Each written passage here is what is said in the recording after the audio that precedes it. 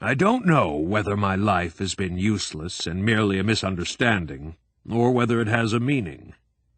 If it does have a meaning, I should say it would be this: that one single specific person in our time has recognized plainly and experienced in the most painful way how far Castalia has moved away from its motherland. Or, for my part, it might be put the other way around: how alien our country has become from her noblest province, and how unfaithful to that province's spirit. How far body and soul, ideal and reality, have moved apart in our country. How little they know about each other, or want to know. If I had any one task and ideal in life, it was to make myself a synthesis of the two principles, to be mediator, interpreter, and arbitrator between the two. I have tried, and failed. And since, after all, I cannot tell you my whole life, and you would not be able to understand it all anyhow, I will describe only one of the situations in which my failure was revealed. The difficulty, after I began attending the university, consisted not so much in my being unable to deal with the teasing or hostility that came my way as a Castalian, a show-off. Those few among my new associates who regarded my coming from the elite schools as a glory gave me more trouble, in fact, and caused me greater embarrassment.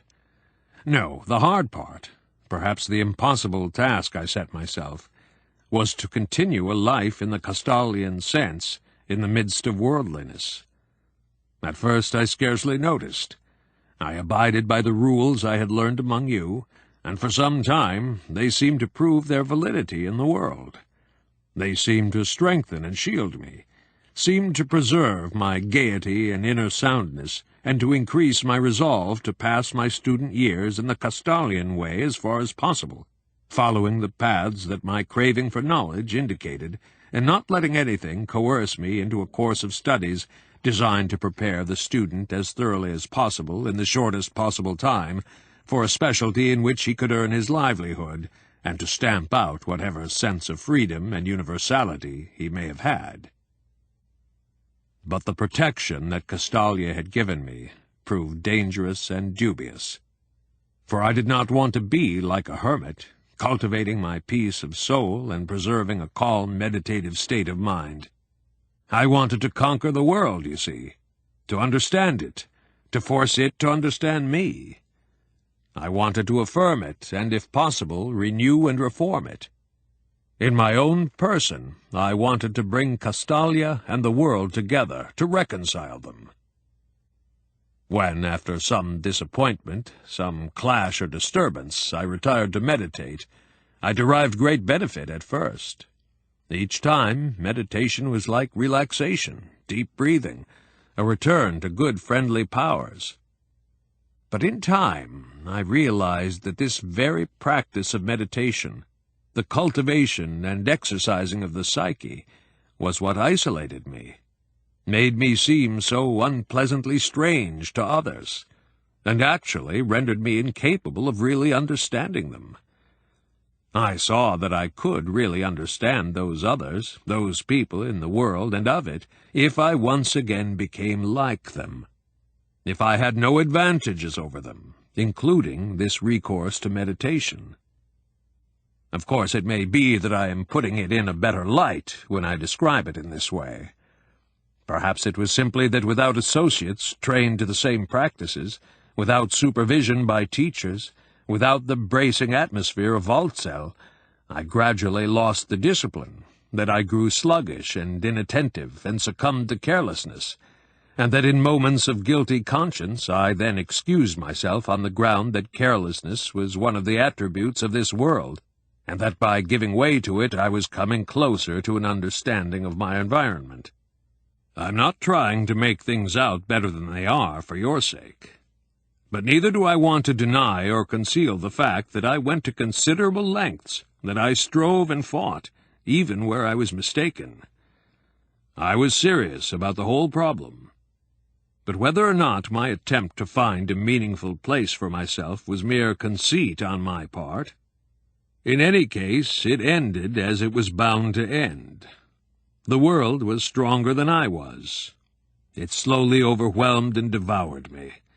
It was exactly as if life took me at my word and molded me wholly to the world whose rightness, naive strength, and ontological superiority I so highly praised and defended against your logic in our Waldsell disputations. You remember.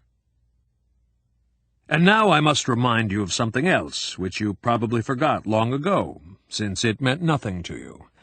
But it meant a great deal to me. It was important and terrible. My student years had come to an end. I had adapted, had been defeated, but not entirely. Inwardly, I still thought of myself as your equal, and imagined that I had made certain adjustments, shed certain customs, more out of prudence and free choice than as the consequence of defeat. And so I also clung to a good many of the habits and needs of my earlier years. Among them was the Glass Bead Game, which probably had little point, since without constant practice and constant association with equal and especially with better players, it's impossible to learn anything, of course. Playing alone can at best replace such practice the way talking to oneself replaces real serious dialogue. So, without really understanding how I stood, what had happened to my player's skill, my culture, my status as an elite pupil, I struggled to save at least some of these values. In those days, whenever I sketched a game pattern or analyzed a game movement for one of my friends who knew something about the game but had no notion of its spirit, it probably seemed akin to magic to these total ignoramuses.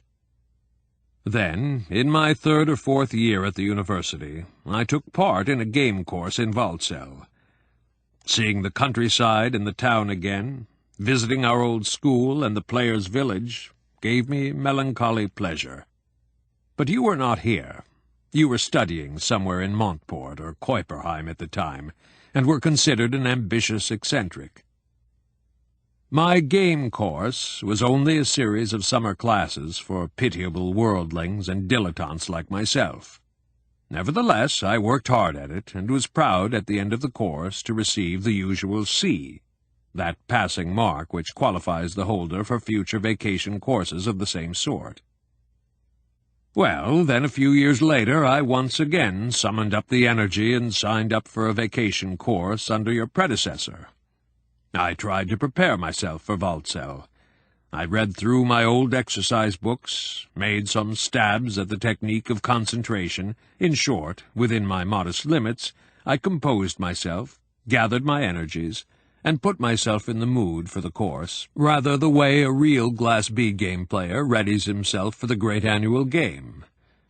And so I arrived in Waldsell, where, after this longer interval, I found myself a good deal more alienated, but at the same time enchanted, as if I were returning to a lovely land I had lost, in whose language I was no longer very fluent. And this time my fervent wish to see you again was granted. Do you by any chance recall, Joseph? Knecht looked earnestly into his eyes, nodded and smiled slightly, but said not a word. "Good," Designori continued. "So you remember. But just what do you remember? A casual reunion with a schoolmate? A brief encounter and disappointment, after which one goes on and thinks no more about it unless the other fellow tactlessly reminds one about it decades later?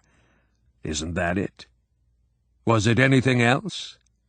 Was it more than that for you?"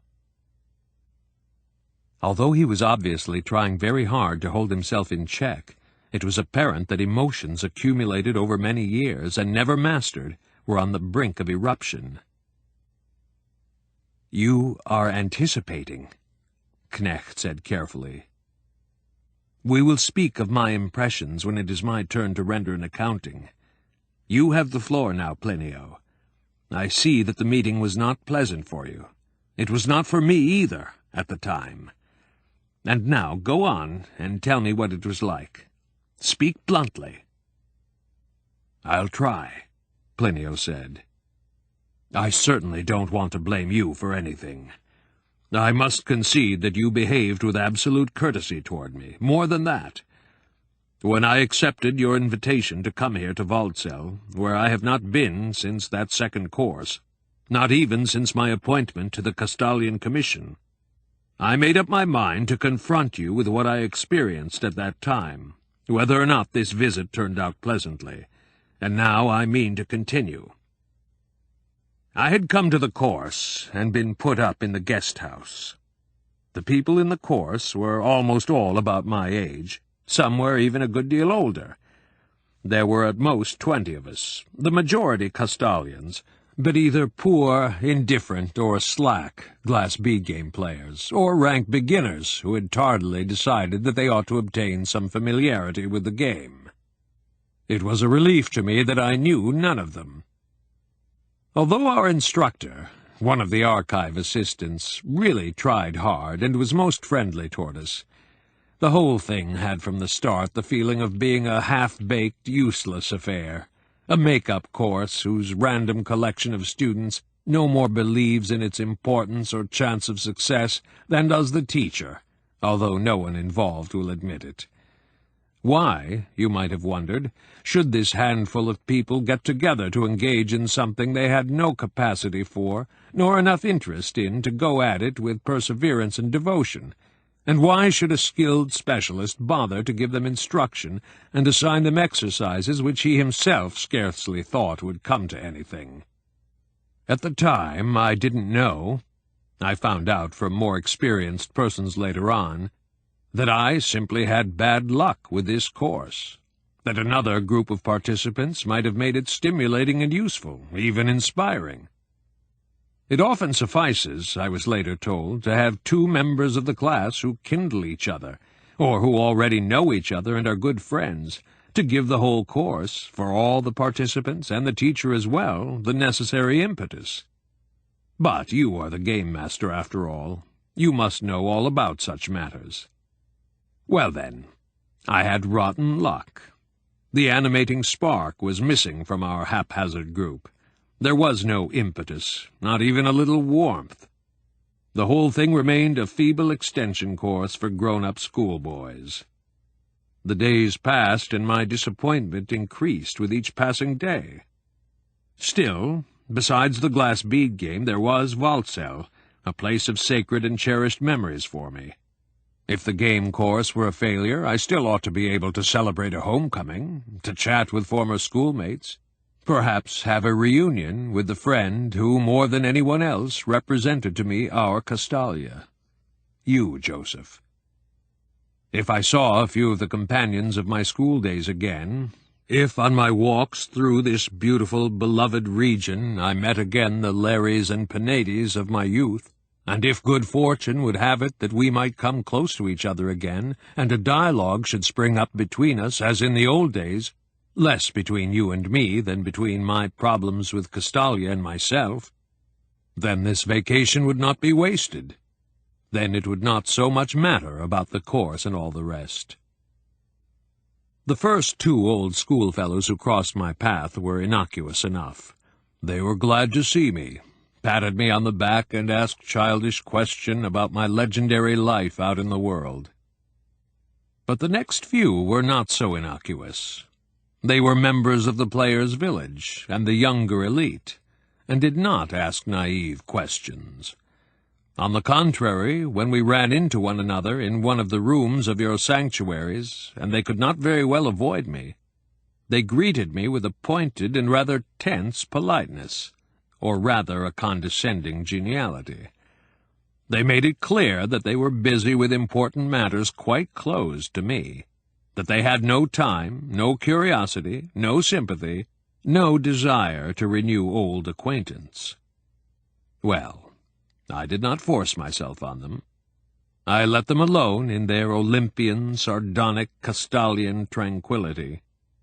I looked across at them and their busy, self-satisfied doings like a prisoner watching through bars, or the way the poor, hungry, and oppressed eye the wealthy and aristocratic, the handsome, cultivated, untroubled, well-bred, well-rested members of an upper class with their clean faces and manicured hands.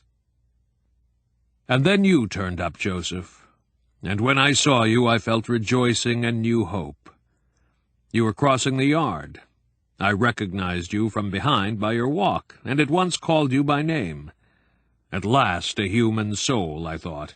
At last a friend, or perhaps an opponent, but someone I can talk to. A Castalian to the bone, certainly, but someone in whom the Castalian spirit has not frozen into a mask and a suit of armor. A man, someone who understands.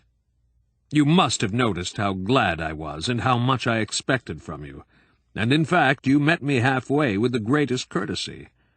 You still recognized me. I meant something to you.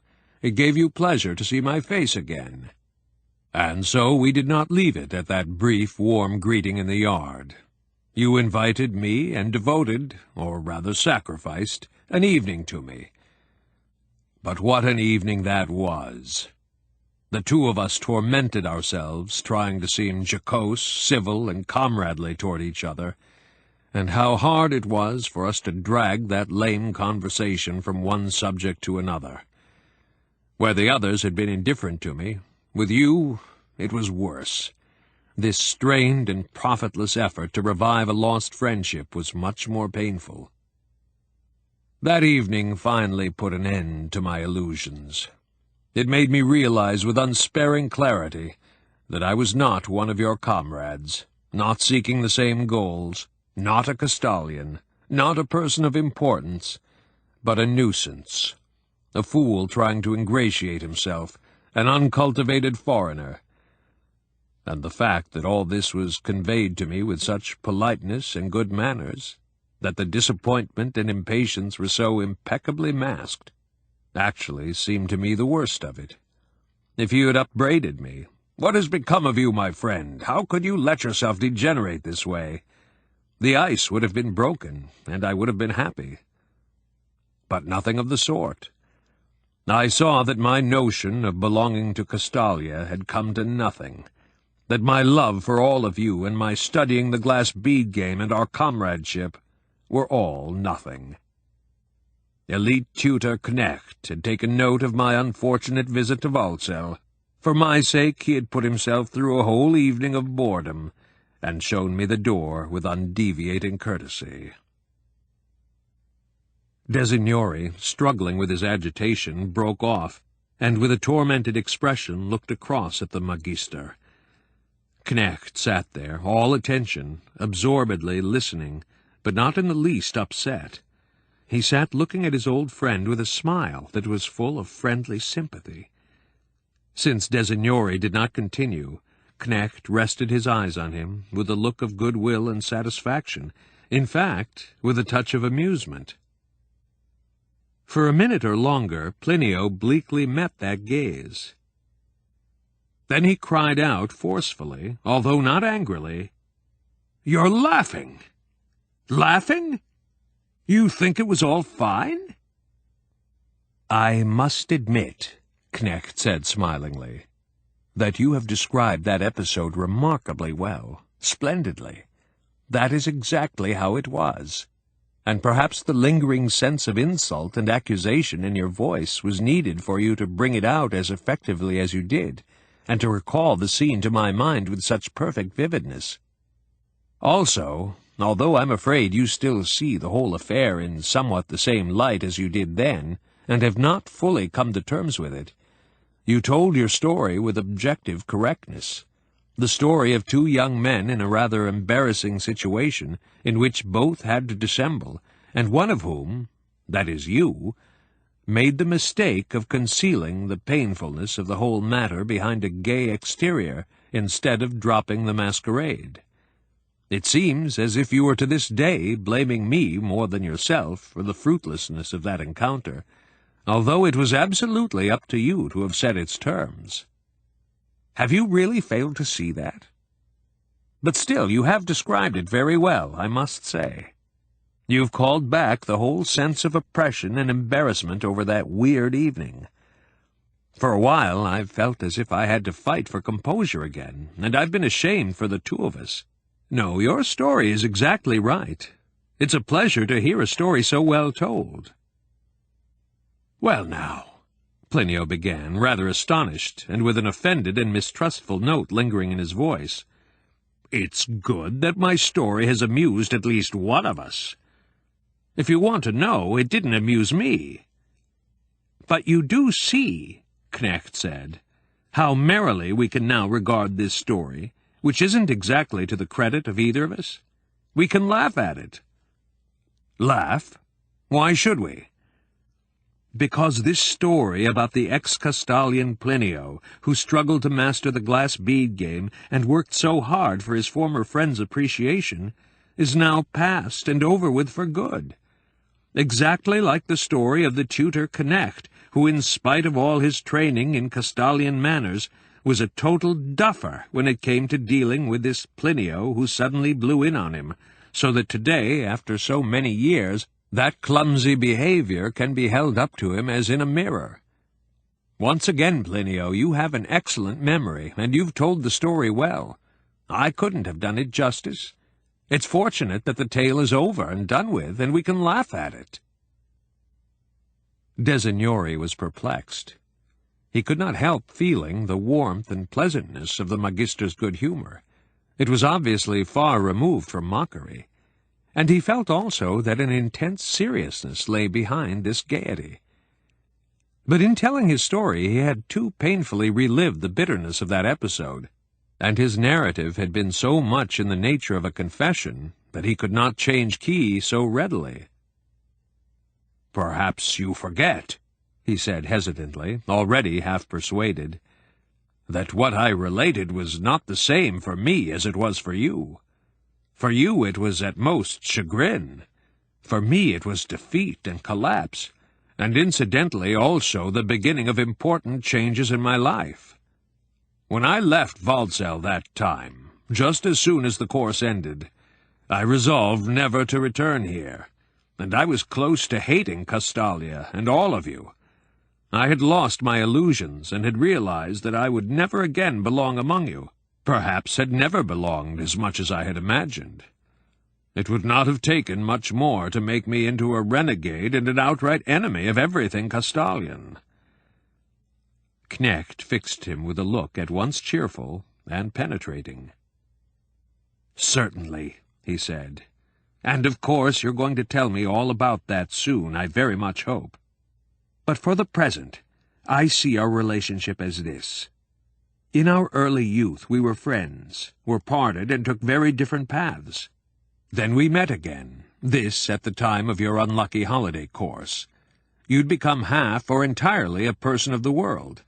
I was a rather conceited vaultseller, much preoccupied with Castalian forms. And today we have recalled this disappointing and shaming reunion.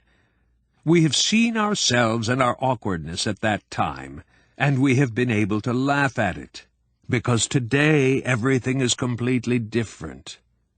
I freely admit that the impression you made on me at that time did in fact embarrass me greatly. It was an altogether unpleasant, negative impression. I could make nothing of you. To me, you unexpectedly, disturbingly, and annoyingly seemed unfinished, coarse, worldly. I was a young Castalian who knew nothing of the world and actually wanted to know nothing of it, and you, well, you were a young foreigner whose reason for visiting us I could not rightly understand. I had no idea why you were taking a game course, for you seemed to have almost nothing of the elite pupil left in you. You grated on my nerves as I did on yours. Of course, I could not help striking you as an arrogant vaultseller, without any basis for his arrogance, who was bent on keeping his distance from a non-Castalian and amateur at the game. And to me, you were a kind of barbarian, semi-cultured, who seemed to be making bothersome and groundless claims upon my interest and my friendship. We fended each other off. We came close to hating each other. There was nothing we could do but part, because neither of us had anything to give the other, and neither of us could be fair to the other. But today, Plinio, we have been able to revive that shamefully buried memory, and we may laugh at that scene and at the pair of us, because today we have come together as different men, and with quite different intentions and potentialities, without sentimentality, without repressed feelings of jealousy and hatred, without conceit. Both of us grew up long ago. Both of us are men now." Designore smiled with relief. But still he asked, "Are we so sure of that? After all, we had good will enough even then." "I should think we had," Knecht said, laughing. "And with all our good will, we drove and strained ourselves until we couldn't bear it any longer. At that time we disliked each other instinctively. To each of us the other was unfamiliar, disturbing, alien, and repugnant, and only an imaginary sense of obligation, of belonging together, forced us to play out that tedious farce for a whole evening. I realized that soon after your visit. Neither of us had properly outgrown either our former friendship or our former opposition. Instead of letting that relationship die, we thought we had to exhume it and somehow continue it. We felt indebted to it and had no idea how to pay the debt. Isn't that so?" "I think," Plinio said thoughtfully, "that even today you are still being somewhat over-polite. You say 'we both,' but in fact it was not the two of us who were seeking and unable to find each other. The seeking, the love, was all on my side, and so the disappointment and suffering also. And now I ask you, what has changed in your life since that meeting? Nothing. In my case, on the other hand, it was a deep and painful dividing line, and I cannot accept your laughing way of dismissing it." "Forgive me," Knecht amiably apologized. "I have probably rushed matters. But I hope that in time you too will be able to laugh at that incident. Of course you were wounded then, though not by me, as you thought and still seem to think. You were wounded by the gulf between yourself and Castalia, by the chasm between your world and mine, which we seemed to have bridged in the course of our schoolboy friendship, but which suddenly yawned before us so fearfully wide and deep. In so far as you blame me personally, I beg you to state your accusation frankly." "Oh, it was never an accusation, but it was a plaint. You didn't hear it at the time, and it seems you don't want to hear it even now. At the time you answered it with a smile and a show of good manners, and you're doing the same thing again." Although he sensed the friendship and profound goodwill in the Magister's eyes, he was impelled to stress this point. It was necessary for this burden he had borne for so long to be at last thrown off. Knecht's expression did not change. After a moment's reflection, he said cautiously, "Only now am I beginning to understand you, friend. Perhaps you are right, and we must discuss this too. Still, may I remind you that you could legitimately have expected me to enter into what you call your plaint only if you had really expressed it. But the fact was that during that evening's conversation in the guest-house, you expressed no plaints whatsoever. Instead, you put as brisk and brave a face as possible on the whole thing, just as I did. Like me, you acted the fearless warrior who has no grievances. But secretly you expected, as you now tell me, for me to hear the hidden plaint somehow and to recognize your true face behind your mask. Well, I fancy I did notice something of the sort at the time, though far from everything. But how was I to suggest to you that I was worried about you, that I pitied you, without offending your pride? And what would have been the good of my extending my hand, since my hand was empty, and I had nothing to give you, no advice, no comfort, no friendship, because our ways had parted so completely? As a matter of fact, at the time, the hidden uneasiness and unhappiness that you concealed behind a brash manner annoyed me. To be frank, I found it repugnant. It contained a claim on my sympathy which was contradicted by your manner. I felt there was something importunate and childish about it, and it made my feelings chill toward you all the more. You were making claims on my comradeship. You wanted to be a Castalian, a Glass Bead Game player, And at the same time you seem so uncontrolled, so odd, so lost in egotistic emotions. That was the tenor of my opinion at the time, for I could see clearly that virtually nothing was left of the Castalian spirit in you. You had apparently forgotten even the elementary rules. Very well, that wasn't my affair. But then why were you coming to Waldsell and wanting to hail us as your fellows? As I've said, I found that annoying and repugnant, and at the time you were absolutely right if you interpreted my assiduous politeness as rejection. I did instinctively reject you, and not because you were a worldly person, but because you were asserting a claim to be regarded as a Castalian. But when you recently reappeared after so many years, there was no longer any trace of that. You looked worldly and talked like a man from outside. I noticed the difference especially in the expression of sadness, grief, or unhappiness on your face. But I liked everything about you, your bearing, your words, even your sadness. They were beautiful, suited you, worthy of you. None of that bothered me. I could accept you and affirm it all without the slightest inner resistance. This time no excessive politeness and good manners were necessary, and so I promptly met you as a friend and tried to show you my affection and concern. But this time the situation was reversed. This time it was I who tried to win you, while you held back. My only encouragement was that I tacitly understood your appearance in our province and your interest in our affairs as a sign of attachment and loyalty. So, then, finally you responded to my wooing, and we have now come to the point of opening our hearts to each other, and in this way, I hope, being able to renew our old friendship. You were just saying that our meeting at that time was painful for you, but insignificant for me. We won't argue about that. You might be right. But our present meeting, amiche, is by no means insignificant for me. It means a great deal more to me than I can possibly tell you, more than you can possibly guess. Just to give you the briefest of hints, it means more to me than the return of a lost friend and the resurrection of times past with new force and in a new light. Above all, it represents to me a kind of call, an approach toward me from outside. It opens a way for me into your world.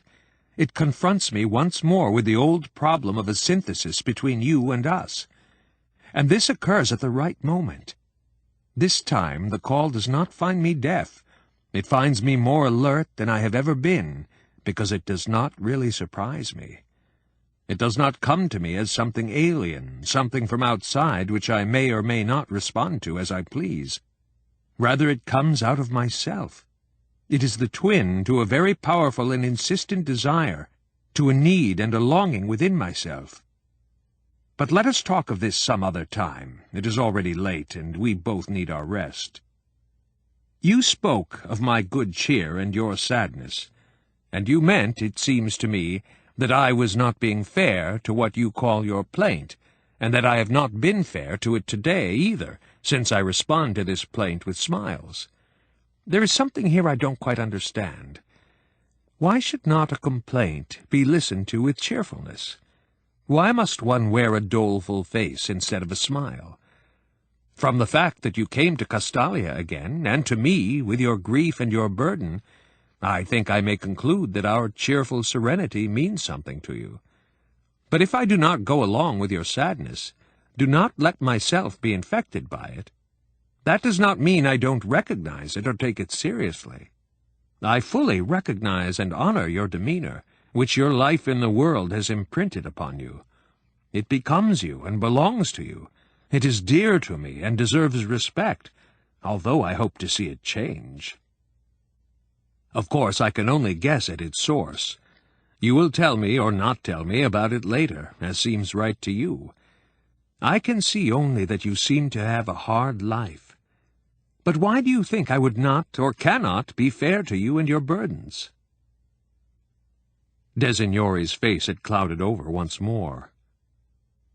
"Sometimes," he said resignedly, "it seems to me that we have not only two different languages and ways of expressing ourselves, each of which can only vaguely be translated into the other, but that we are altogether and fundamentally different creatures who can never understand each other. Which of us is really the authentic and integral human being, you or me? Every so often I doubt that either of us is. There were times when I looked up to you, members of the Order and Glass Bead Game players, with such reverence, such a sense of inferiority, and such envy, that you might have been gods or supermen, forever serene, forever playing, forever enjoying your own existences, forever immune to suffering. At other times you seemed to me either pitiable or contemptible eunuchs, artificially confined to an eternal childhood, childlike and childish, in your cool, tightly fenced, neatly tidied playground and kindergarten, where every nose is carefully wiped, and every troublesome emotion is soothed, every dangerous thought repressed, where everyone plays nice, safe, bloodless games for a lifetime, and every jagged stirring of life, every strong feeling, every genuine passion, every rapture, is promptly checked, deflected, and neutralized by meditation therapy. Isn't it an artificial, sterilized, didactically pruned world? A mere sham world in which you cravenly vegetate? A world without vices, without passions, without hunger, without sap and salt? A world without family, without mothers, without children, almost without women? The instinctual life is tamed by meditation. For generations you have left to others dangerous, daring, and responsible things like economics, law, and politics. Cowardly and well-protected, fed by others, and having few burdensome duties, you lead your drones' lives, and so that they won't be too boring, you busy yourselves with all these erudite specialties, count syllables and letters, make music, and play the glass bead game, while outside in the filth of the world, poor harried people live real lives and do real work. Knecht had listened to him with unswervingly friendly attentiveness. "My dear friend," he said deliberately, "how strongly your words remind me of the spirited battles of our school days. The difference is that today I no longer need play the same part as I did then. My task today is not defense of the Order and the province against your assaults, and I am very glad that this troublesome task, which overtaxed me at the time, is mine no longer. You see, it's become rather difficult to repel the sort of glorious cavalry charge you've once again mounted. You talk, for example, of people out in the rest of the country who live real lives and do real work.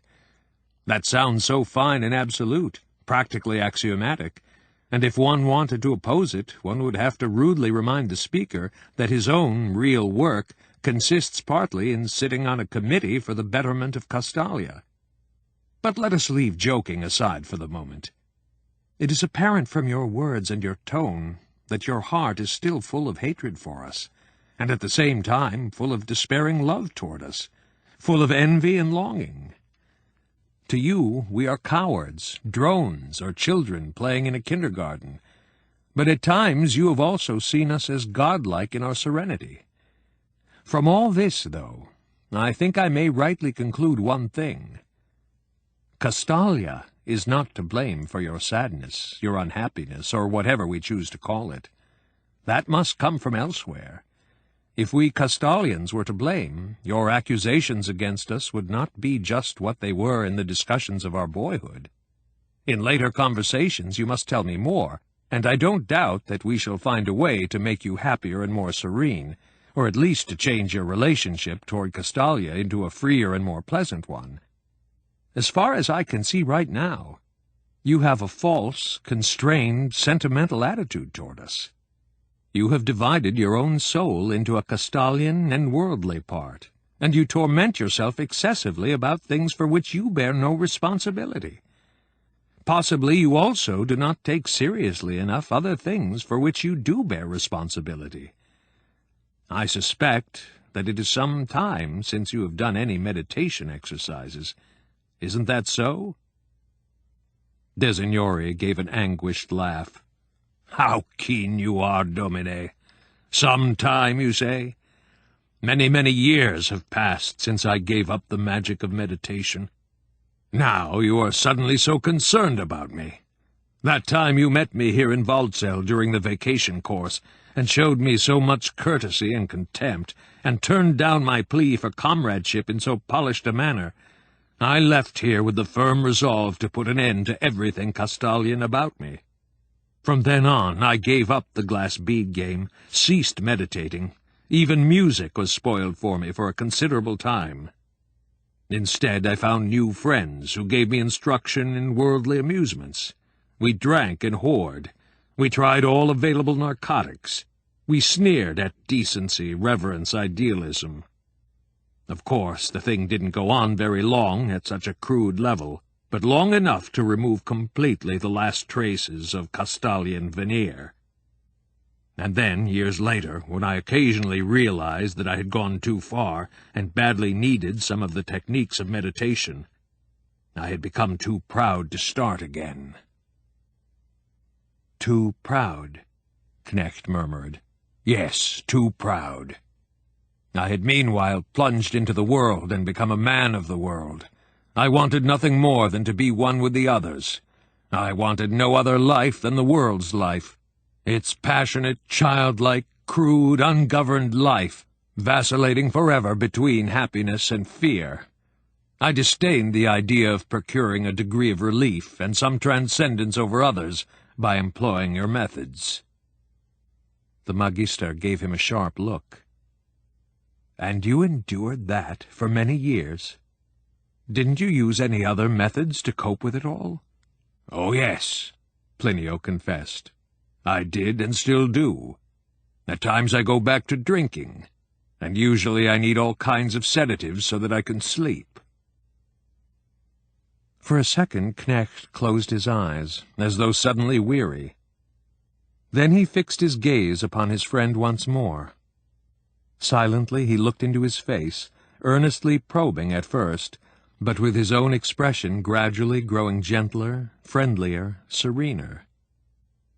Designori has recorded that he had never before encountered such a look in anyone's eyes, a look at once so searching and so loving, so innocent and so critical, radiating such kindness and such omniscience. He admits that this look disturbed him unpleasantly at first, but gradually reassured and overcame him by its gentle insistence. But he was still trying to fight back. "You said that you know ways to make me happier and more serene, but you don't ask whether that is what I really want." "Well," Joseph Knecht said, laughing, "if we can make a person happier and more serene, we should do it in any case, whether or not he asks us to. And how could you not want that and not be seeking it? That's why you are here. That's why we are once again sitting face to face. That's why you return to us, after all. You hate Castalia, you despise it. You're far too proud of your worldliness and your sadness to wish to find relief through the use of reason and meditation. And yet, a secret, unquenchable longing for us and our serenity remained with you all through these years, luring you to return, to try us once more. And I must tell you that you have come at the right moment, when I too have been longing intensely for a call from your world, for an opening door. But we'll talk about that next time.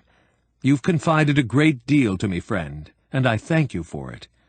You will see that I too have some things to confess to you. It is late. You're leaving tomorrow, and another day of official routines awaits me. We must go to bed. But please, give me another 15 minutes. He stood up, went to the window, and looked up at the starry, crystalline night sky overlaid by the scudding clouds.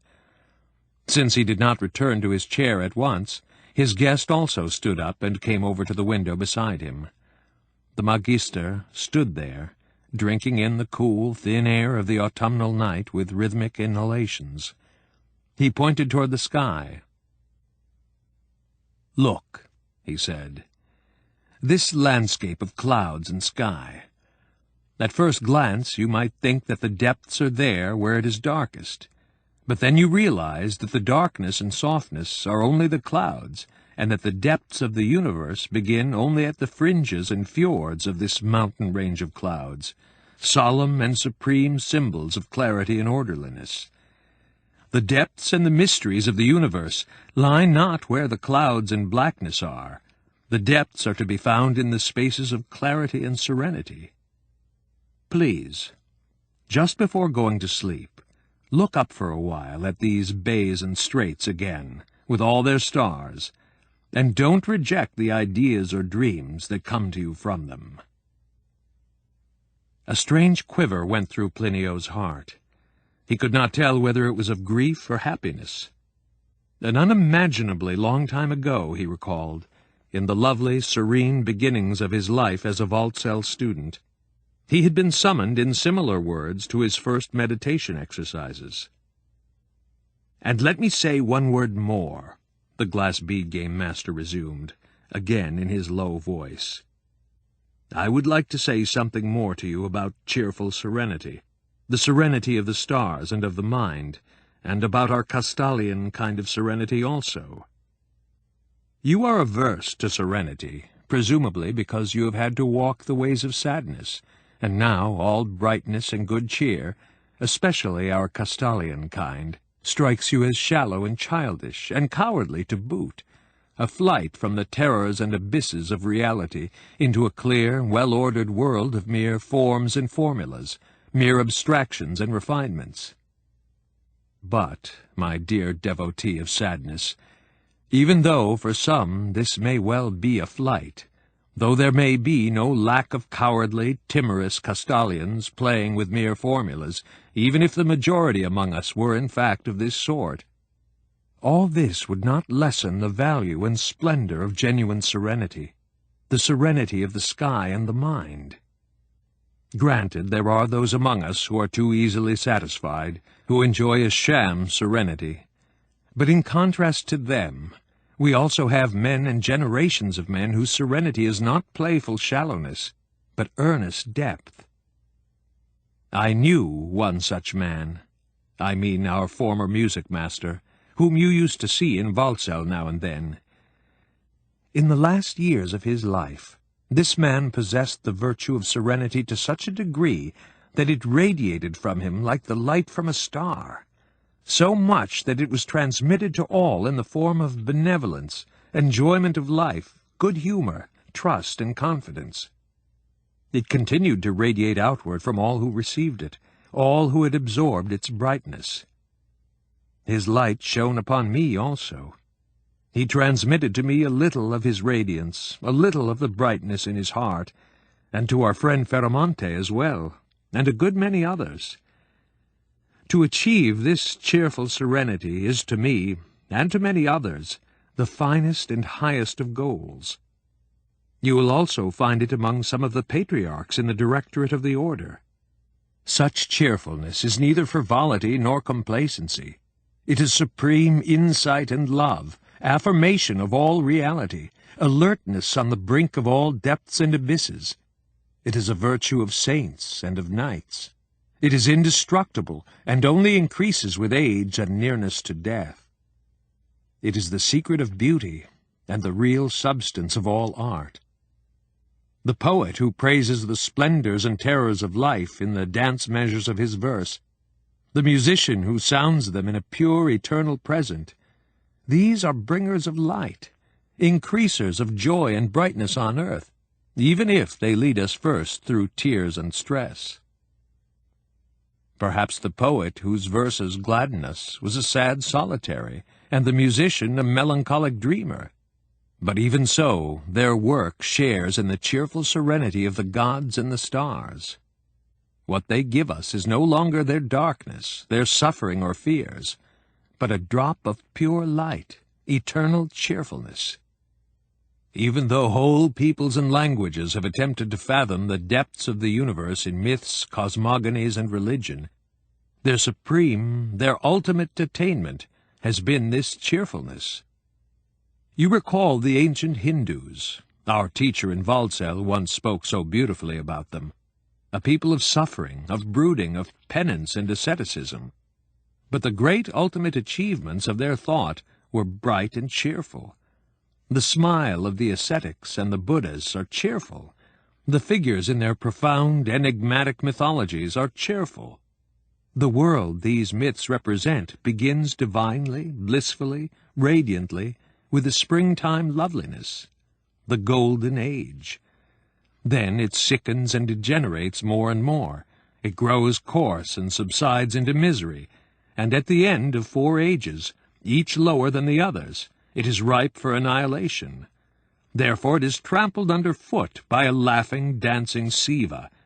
But it does not end with that. It begins anew with the smile of dreaming Vishnu, whose hands playfully fashion a young, new, beautiful, shining world. It is wonderful how these Indians, with an insight and capacity for suffering scarcely equaled by any other people, looked with horror and shame upon the cruel game of world history, the eternally revolving wheel of avidity and suffering. They saw and understood the fragility of created being, the avidity and diabolism of man, and at the same time his deep yearning for purity and harmony. And they devised these glorious parables for the beauty and tragedy of the creation. Mighty Siva, who dances the completed world into ruins, and smiling Vishnu, who lies slumbering and playfully makes a new world arise out of his golden dreams of gods. But to return to our own Castalian cheerfulness, it may be only a late-born, lesser variety of this great universal serenity, but it is a completely legitimate form. Scholarship has not been cheerful always and everywhere, although it ought to be. But with us scholarship, which is the cult of truth, is closely allied to the cult of the beautiful, and allied also with the practice of spiritual refreshment by meditation. Consequently, it can never entirely lose its serene cheerfulness. Our glass bead game combines all 3 principles: learning, veneration of the beautiful, and meditation. And therefore a proper glass bead game player ought to be drenched in cheerfulness as a ripe fruit is drenched in its sweet juices. He ought above all to possess the cheerful serenity of music, for after all music is nothing but an act of courage, a serene, smiling, striding forward and dancing through the terrors and flames of the world, the festive offering of a sacrifice. This kind of cheerful serenity is what I have been concerned with ever since I began dimly to sense its meaning during my student days, and I shall never again relinquish it, not even in unhappiness and suffering. We shall go to sleep now, and tomorrow morning you are leaving. Come back soon. Tell me more about yourself, and I shall begin to tell you, too. You will hear that even in Walsall, and even in the life of a magister, there are doubts, disappointments, despairs, and dangerous passions. But now I want you to take an ear filled with music to bed with you. A glance into the starry sky and an ear filled with music is a better prelude to sleep than all your sedatives. He sat down and carefully, very softly, played a movement from the Purcell Sonata, which was one of Father Jacobus's favorite pieces. The notes fell into the stillness like drops of golden light, so softly that along with them the song of the old fountain in the yard could be heard. Gently, austerely, sparingly, sweetly, the lovely separate voices met and mingled. Bravely and gaily they paced their tender rondo through the void of time and transitoriness, for a little while making the room and the night hour vast as the universe. And when the friends bade each other good night, the guest's face had changed and brightened, although his eyes had filled with tears. Chapter 10. Preparations. Now that Knecht had managed to break the ice, a vital association, revitalizing to the two of them, began between himself and Designori. The latter, who for long years had lived in resigned melancholia, had to admit that his friend was right. What had drawn him back to the pedagogic province was in fact the longing for a cure, for brightness, for Castalian cheerfulness. While Tegularius observed the new development with jealous mistrust, Plinio began visiting frequently, even when he had no commission business. Soon Magister Knecht knew all he needed to know about him. Designori's life had been neither so extraordinary nor so complicated as Knecht had imagined after those initial revelations. In his youth, Plinio had suffered certain disappointments and humiliations, the more painful to one of his active, enthusiastic temperament, of which we have already heard. He had failed in his efforts to become a mediator between the world and Castalia. He had not contrived to create a synthesis of the worldly and Castalian components in his background and character, and had instead turned into an isolated and embittered outsider. Nevertheless, he was not simply a failure. In defeat and renunciation, he had, in spite of everything, shaped a selfhood. In him, Castalian education seemed to have miscarried. At least it had so far produced nothing but conflicts and disappointments for him, and a profound loneliness difficult for a man of his sort to bear. It seemed, moreover, that since he had once stumbled into this thorny path of maladjustment, he was driven to commit all kinds of acts that increased his isolation and his difficulties. Thus, while still a student, he found himself irreconcilably at odds with his family, in particular with his father. Although not reckoned among actual political leaders, his father, like all the Designores, had been a lifelong supporter of the conservative, pro-government party. He was hostile to all innovations, opposed to the claims of the underprivileged to new rights and a fair share in the economy. He was suspicious of men without name or rank, devoted to the old order, and prepared to make sacrifices for everything he regarded as legitimate and sacred. Without having any special religious vein, he was friendly toward the Church, and although he did not lack a sense of justice, benevolence, charity, and helpfulness, he was obstinately and on principle opposed to the efforts of tenant farmers to better their lot. He was wont to cite the program and slogans of his party as a rationalization for this harshness. In reality, what motivated him was neither conviction nor insight, but blind loyalty to his class and the traditions of his family. This spirit was in keeping with a deep chivalrousness and feeling for chivalric honor, and an outspoken contempt for everything that pretended to be modern, progressive, and contemporary. It was a bitter blow to a man of this sort when his son Plinio, while still in his student days, joined a distinctly oppositional and modernistic party. In those days, a youthful left wing of an old middle-class liberal party had been formed, led by a man named Veraguth, a publicist, deputy, and forceful orator. He was a highly emotional populist and libertarian with a tendency to become intoxicated by his own rhetoric. This man courted the students by giving public lectures in university towns and met with considerable success. Among other enthusiastic followers, he won over Designori. The young man, disappointed with the university and seeking something to sustain him, some substitute for the Castalian morality which had lost its hold on him, seeking some kind of new idealism and program, was carried away by Veraguth's lectures. He admired the man's passion and fighting spirit, his wit, his hortatory style, his good looks and fine speech. Soon Plinio joined a faction of students who had been converted by Veraguth's lectures and were working for his party and aims. When Plinio's father learned of this, he set out at once for the university town. In a thundering rage, shouting at his son for the first time in his life, he charged him with conspiracy, betrayal of his father, his family, and the traditions of his house, and ordered him to undo his error at once by severing all ties with Veraguth and his party. This was certainly not the right way to influence the young man, who saw his position turning into a kind of martyrdom. Plinio stood up to his father's thunder. He hadn't attended the elite school for 10 years and the university for several, he declared, in order to give up his power of judgment. He was not going to let a clique of selfish landowners prescribe his views on government, economics, and justice. In framing this reply, he profited by the example of Veraguth, who modeled himself on the great tribunes of the people in never speaking of his own or class interests, but only of pure absolute justice and humanity. Plinio's father burst into bitter laughter, and suggested that his son at least finish his studies before he meddled in grown-up affairs, and fancied that he knew more about human life and justice than venerable generations of noble families whose degenerate scion he was, and whom he was now traitorously stabbing in the back. With every word the quarrel grew more bitter and insulting, until the father suddenly stopped in icy shame, as though a mirror had shown him his own face distorted with rage. In silence he took his leave.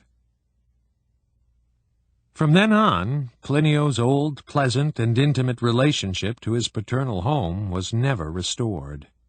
He remained loyal to his faction and its neoliberalism. What is more, after completing his studies, he became Veragouth's disciple, assistant, and intimate associate, and a few years later his son-in-law. Since Designori's psychic equilibrium had been disturbed by his education in the elite schools, or perhaps we should say by his difficulties in readjusting to the world and to life back home, so that he was already beset by problems, these new relationships threw him into an exposed, complex, and delicate situation. He gained something of indubitable value, a kind of faith, political convictions, and membership in a party which satisfied his youthful craving for justice and progressiveness. In Veragouth he acquired a teacher, leader, and older friend, whom at first he uncritically admired and loved, and who, moreover, seemed to need him and appreciate him. He gained a direction and goal, work and a mission in life. That was a good deal, but it had to be dearly bought. To some degree the young man came to terms with the loss of his natural position in his father's family and among his peers. To some degree he managed to meet expulsion from a privileged caste and its subsequent hostility with a sort of relish in martyrdom. But there were some things he could never get over. Above all, the gnawing sense that he had inflicted pain on his beloved mother, had placed her in an uncomfortable position between his father and himself, and by doing so had probably shortened her life. She died soon after his marriage. After her death, Plinio scarcely ever visited his home, and when his father died, he sold the ancient family seat. Among those who have made heavy sacrifices for a position in life, a government post, a marriage, a profession, there are some who contrive to love their position and affirm it the more on the strength of these very sacrifices. What they have suffered for constitutes their happiness and their fulfillment. Designori's case was different. Although he remained loyal to his party and its leader, his political beliefs and work, his marriage and his idealism, he began to doubt everything connected with these things. His whole life had become problematical to him. The political and ideological fervor of youth subsided. In the long run, the struggle to prove oneself right no more made for gladness than had the trials undertaken out of defiance. Experience in professional life had its sobering effect. Ultimately, he wondered whether he had become a follower of Veragouth out of a sense of truth and justice, or whether he had not been at least half seduced by the man's gifts as a speaker and rabble-rouser, his charm and nimble wit in public appearances, the sonority of his voice, his splendid virile laughter, and the intelligence and beauty of his daughter. More and more he began to doubt whether old Designori, with his class loyalty and his obduracy toward the tenant farmers, had really held the baser view. He became uncertain whether good and bad, right and wrong, had any absolute existence at all. Perhaps the voice of one's own conscience was ultimately the only valid judge, and if that were so, then he, Plinio, was in the wrong. For he was not happy, calm, and balanced. He was not confident and secure. On the contrary, he was plagued by uncertainty, doubts, and guilts.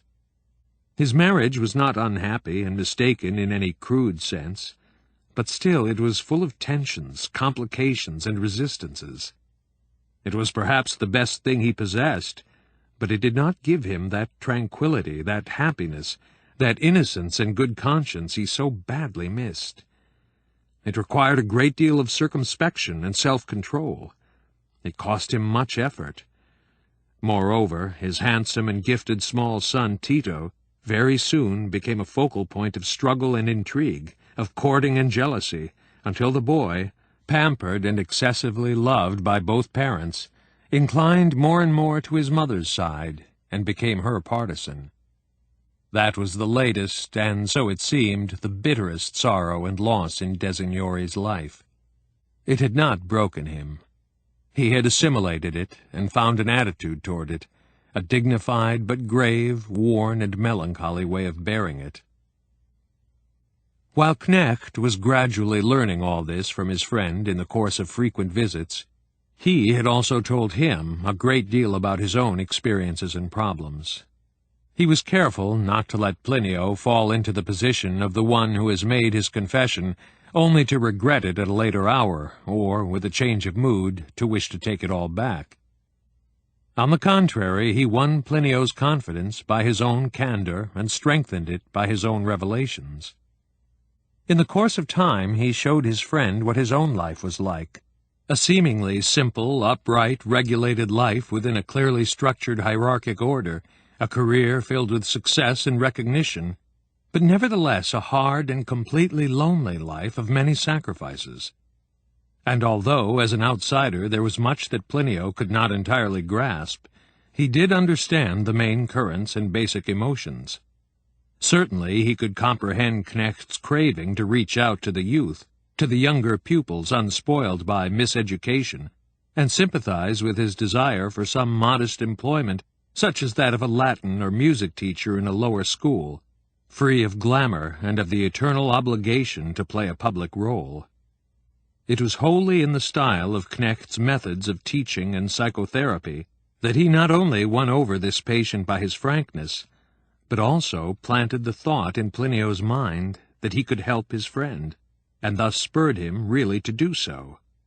For in fact, Designori could be highly useful to the Magister, not so much in helping him to solve his main problem, but in satisfying his curiosity and thirst for knowledge about innumerable details of life in the world.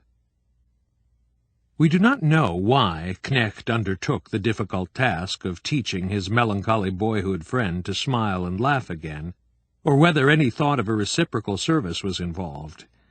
Designori, at any rate, who was certainly in a position to know, did not think so.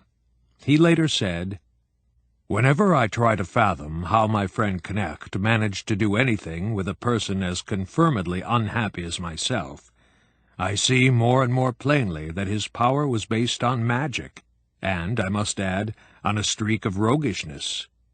He was an arch-rogue, far more than his own underlings realized, full of playfulness, wit, slyness, delighting in magicians' tricks, in guises, in surprising disappearances and appearances. I think that the very moment I first turned up at the Castalian board meeting, he resolved to snare me and exert his special sort of influence on me, that is, to awaken and reform me. At any rate, he took pains to win me over from the very first.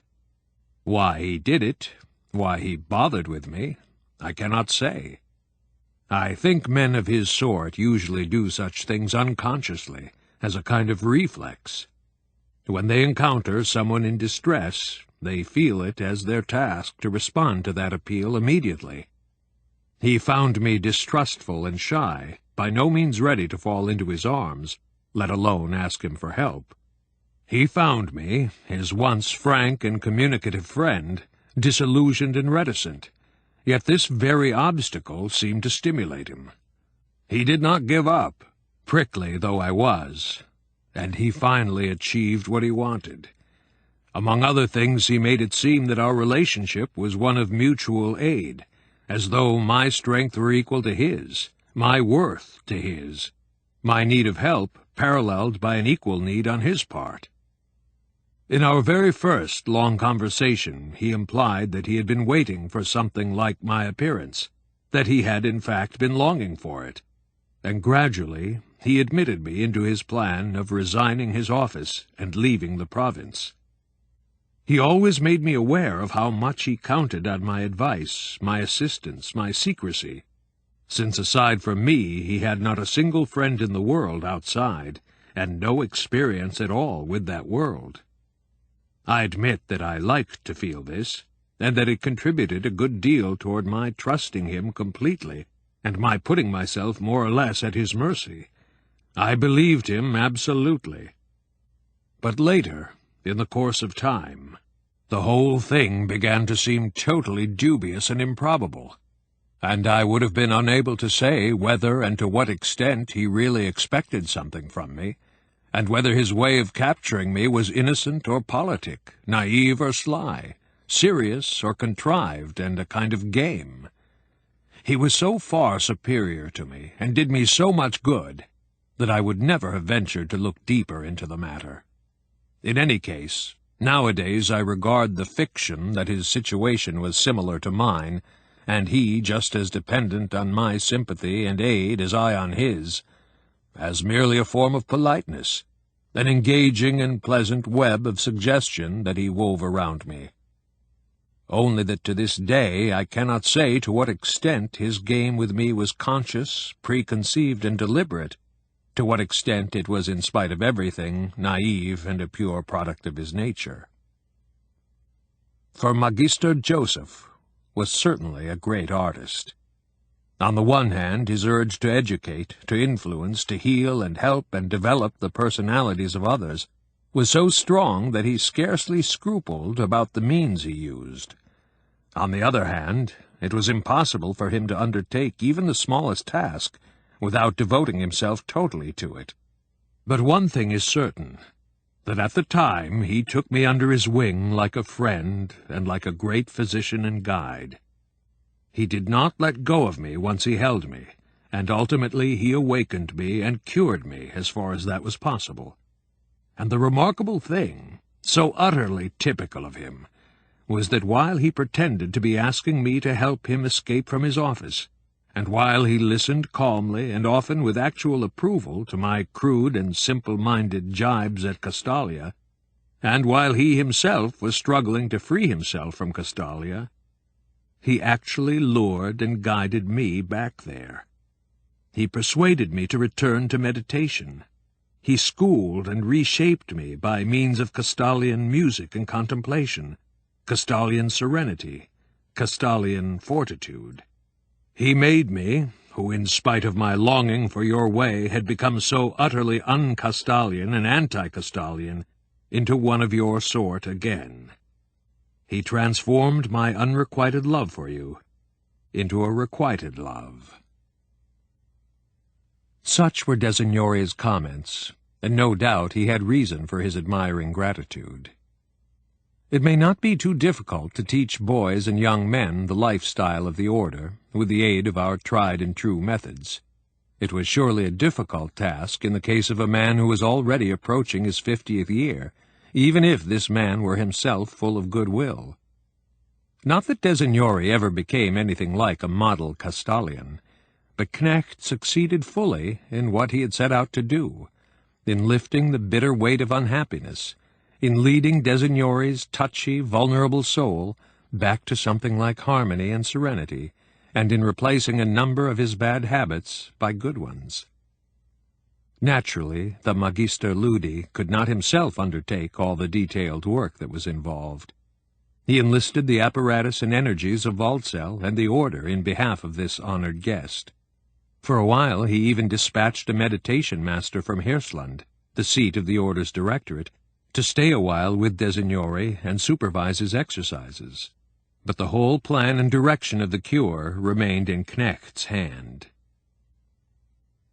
It was in his 8th year as Magister that he at last yielded to his friend's repeated invitations and visited him at his home in the capital. With permission from the directorate of the order, with whose president, Alexander, he had close and affectionate relations, he devoted a holiday to his visit. Although he expected a great deal of it, he had been putting it off for a whole year, partly because he first wished to be sure of his friend, partly, no doubt, out of a natural timidity.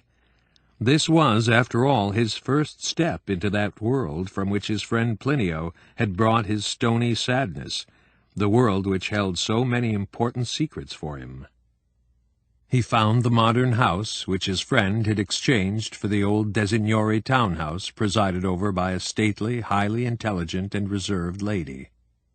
She, however, was dominated by her handsome, cheeky, and rather ill-behaved son, who seemed to be the center of everything here, and who had apparently taken over from his mother a supercilious and rather insulting attitude toward his father. Initially rather cool and suspicious of everything Castalian, both mother and son soon came under the spell of the Magister, whose office gave him, in their eyes, an almost mythical aura of mystery and consecration. Nevertheless, the atmosphere during this first visit was stiff and forced.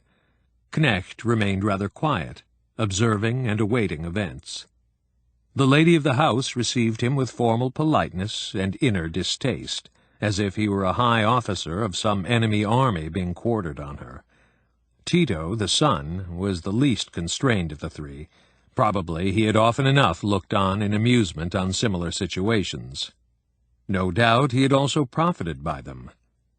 His father seemed to be only playing the part of master of the house. Between him and his wife the prevailing tone was one of gentle, cautious, rather anxious politeness, as if each of them were walking on tiptoe.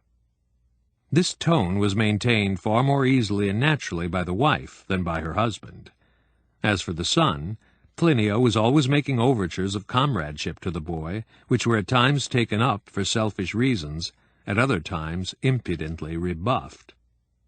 In short, the three lived together in a sultry atmosphere of effort, guiltiness, and sternly repressed impulses, filled with fear of friction and eruptions, in a state of perpetual tension.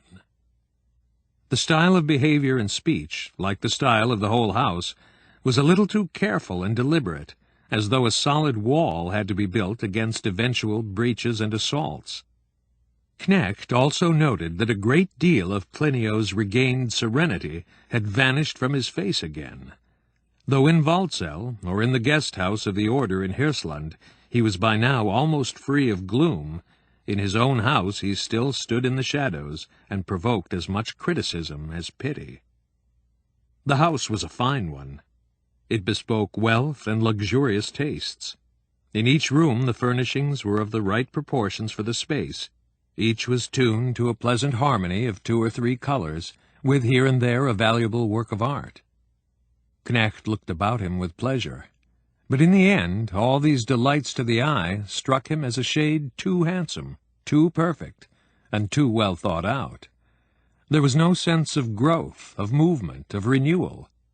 He sensed that this beauty of the house and its belongings was also meant as a kind of spell, a defensive gesture, and that these rooms, pictures, vases, and flowers enclosed and accompanied a life of vain longing for harmony and beauty, which could be attained only in the form of tending such well-coordinated surroundings. It was in the period after this visit, with its somewhat unedifying impressions, that Knecht sent a meditation teacher to his friend's home.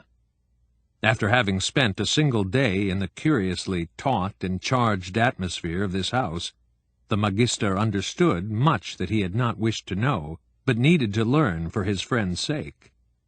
Nor was this first visit the last. He came again several times, and on some of these occasions the talk turned to education and the difficulties with young Tito. In these conversations Tito's mother took a lively part. The Magister gradually won the confidence and liking of this highly intelligent and skeptical woman. Once, when he said half-jokingly that it was a pity her boy had not been sent to Castalia early, while there was still time for him to be educated there, she took the remark seriously, as if it were a reproof, and came to her own defense. She doubted, she said, whether Tito would have been admitted. He was gifted enough, certainly, but hard to handle, and she would never have wished to impose her own ideas on the boy. After all, a similar attempt in the case of his father had not worked out well. Besides, neither she nor her husband had ever thought to claim the old Designori family privilege for their son, since they had broken with Plinio's father and the whole tradition of the ancient house. Finally, she added, with a painful smile, that in any case she would not have been able to part with her child, since he was all that made her life worth living. Knecht gave a great deal of thought to this last remark, which obviously had been made without reflection. So her house, in which everything was so distinguished, elegant, and harmonious, so her husband, her politics, her party, the heritage of the father she had once adored, so all this was not enough to give meaning to her life. Only her child could make it worth living. And she would rather allow this child to grow up under the harmful conditions that prevailed in this house than be separated from him for his own good. For so sensible and seemingly so cool and intellectual a woman, this was an astonishing confession. Knecht could not help her as directly as he had her husband, nor did he have the slightest intention of trying. But as a result of his rare visits, and of the fact that Plinia was under his influence, some moderation and a reminder of better ways were introduced into the warped and wrong-headed family situation. The Magister himself, however, as he gained increasing influence and authority in the Designori household with each succeeding visit, found himself more and more puzzled by the life of these worldly people. Unfortunately, we know very little about his visits in the capital and the things he saw and experienced there, so that we must content ourselves with the matters we have already indicated. Knecht had not hitherto approached the president of the order in Hirschland any more closely than his official functions demanded. He probably saw him only at those plenary sessions of the Board of Educators which took place in Hirschland, and even then the president generally performed only the more formal and ornamental duties, the reception and congé of his colleagues, with the principal work of conducting the session being left to the speaker. The previous president, who at the time of Knecht's assuming office was already an old man, had been highly respected by the Magister Ludi, but had made not a single gesture toward lessening the distance between them. For Knecht he was scarcely a human being, no longer had any personality. He hovered, a high priest, a symbol of dignity and composure, silent summit and crowning glory, above the entire hierarchy. This venerable man had recently died, and the order had elected Alexander its new president.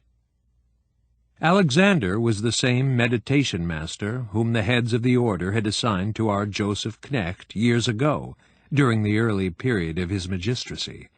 Ever since, the Magister had retained an affectionate gratitude for this exemplary representative of the spirit of hierarchy. And Alexander himself, during the time he daily watched over the Magister Ludi and became virtually his father-confessor, had seen enough of his personality and conduct to come to love him. Both grew aware of the hitherto latent friendship from the moment that Alexander became Knecht's colleague and president of the order. Henceforth, they saw each other frequently, and had work to do together. It was true that this friendship lacked a foundation in everyday commonplace tasks, just as it lacked shared experiences in youth. It was rather the mutual sympathy of two colleagues at the summit of their respective vocations, who expressed their friendliness by a slightly greater warmth in greetings and leave-takings, by the deftness of their mutual comprehension, at most by a few minutes of chatting during brief breaks at a sitting of the board. Constitutionally, the president, who was also called Master of the Order, was in no way superior to his colleagues, the other magisters. But he had acquired an indefinable superiority due to the tradition that the Master of the Order presided over the meetings of the Supreme Board. And as the order had grown more meditative and monastic during the last several decades, his authority had increased, although only within the hierarchy in the province, not outside it. Within the Board of Educators, the president of the order and the master of the Glass Bead Game had more and more become the twin exponents and representatives of the Castalian spirit. As against the ancient disciplines handed down from pre-Castalian eras, such as grammar, astronomy, mathematics, or music, the glass bead game and discipline of the mind through meditation had become the truly characteristic values of Castalia. It was therefore of some significance that the two present leaders in these fields stood in a friendly relationship to each other. For each, it was a vindication of his own worth, for each, an extra dash of warmth and satisfaction in his life. For both, it was an additional spur to the fulfillment of their task of embodying in their own persons the deepest values, the sacral energies of the Castalian world. To Knecht, therefore, this meant one more tie, one more counterpoise to his growing urge to renounce everything and achieve a breakthrough into a new and different sphere of life. Nevertheless, this urge developed inexorably. Ever since he himself had become fully aware of it, that may have been in the 6th or 7th year of his magistracy, it had grown steadily stronger. Subscribing as he did to the idea of awakening, he had unfalteringly received it into his conscious life and thinking. We believe we may say that from that time on, the thought of his coming departure from his office and from the province was familiar to him. Sometimes it seemed like a prisoner's belief in eventual freedom, sometimes like knowledge of impending death, as it must appear to a man gravely ill. During his first frank conversation with Plinio, he had for the first time expressed the thing in words.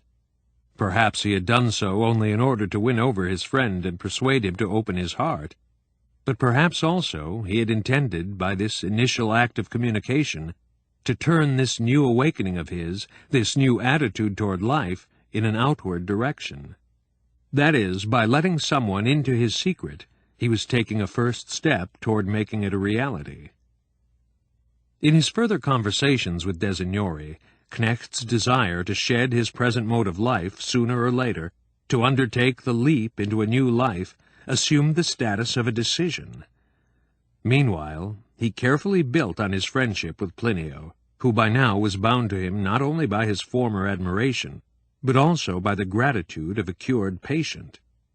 In that friendship, Knecht now possessed a bridge to the outside world and to its life so laden with enigmas. It need not surprise us that the Magister waited so long before allowing his friend Tegularius a glimpse of his secret and of his plan for breaking away. Although he had shaped each of his friendships with kindness and with regard for the good of the other, he had always managed to keep a clear, independent view of these relationships and to direct their course. Now, with the re-entry of Plinio into his life, a rival to Fritz had appeared, a new old friend with claims upon Knecht's interest and emotions. Knecht could scarcely have been surprised that Tegularius reacted with signs of violent jealousy. For a while, until he had completely won over Designori, the Magister may well have found Fritz's sulky withdrawal a welcome relief. But in the long run, another consideration took a larger place in his thoughts. How could he reconcile a person like Tegularius to his desire to slip away from Waldsell and out of his magistracy? Once Knecht left Waldsell, he would be lost to this friend forever.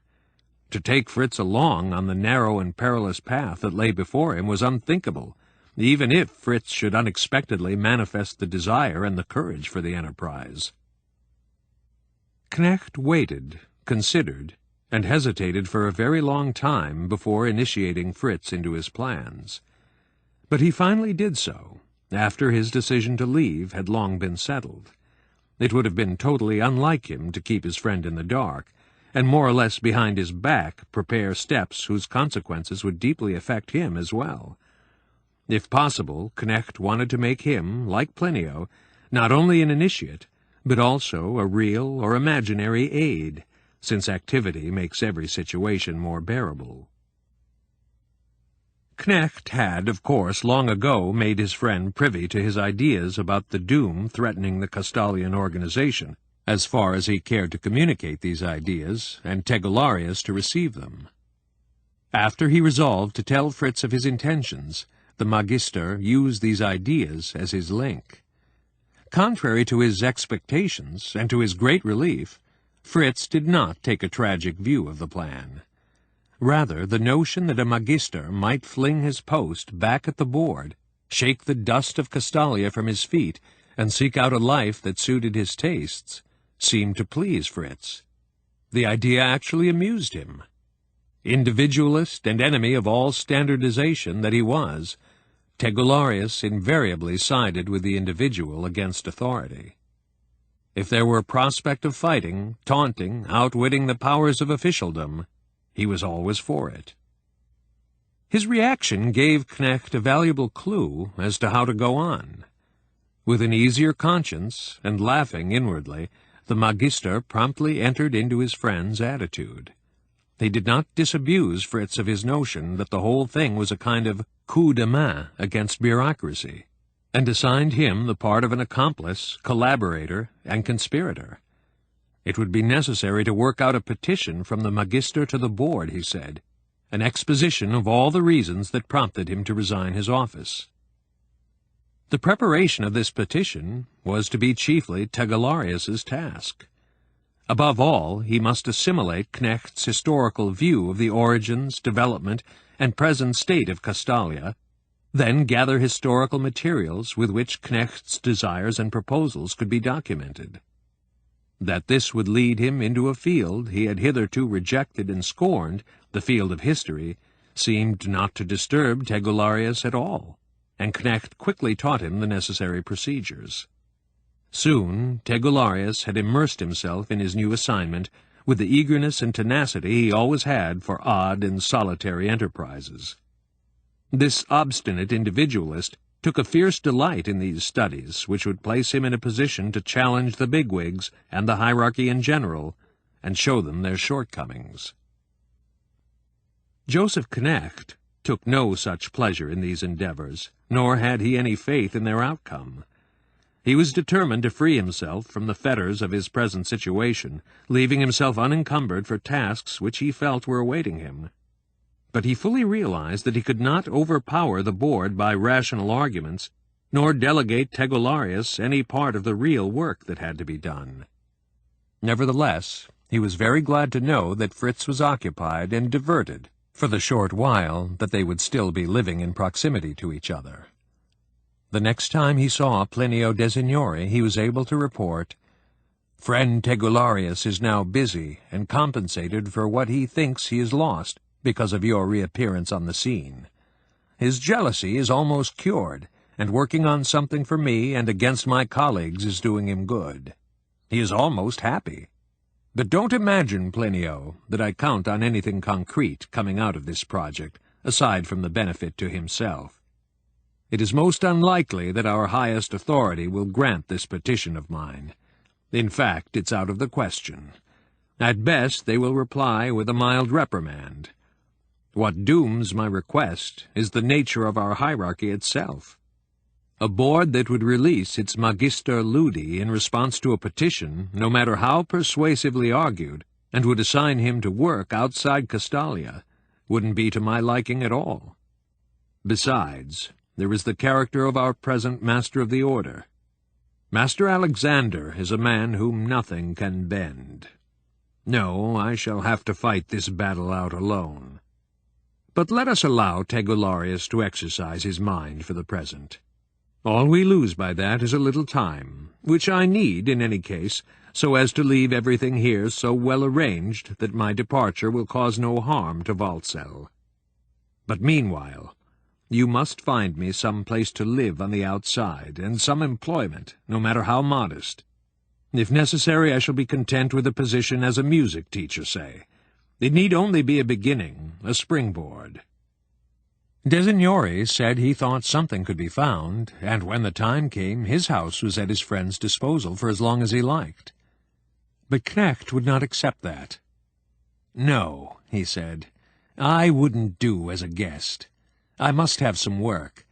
Besides, my staying more than a few days in your house, lovely as it is, would only add to the tensions and troubles there. I have great confidence in you, and your wife, too, nowadays treats me in a friendly way.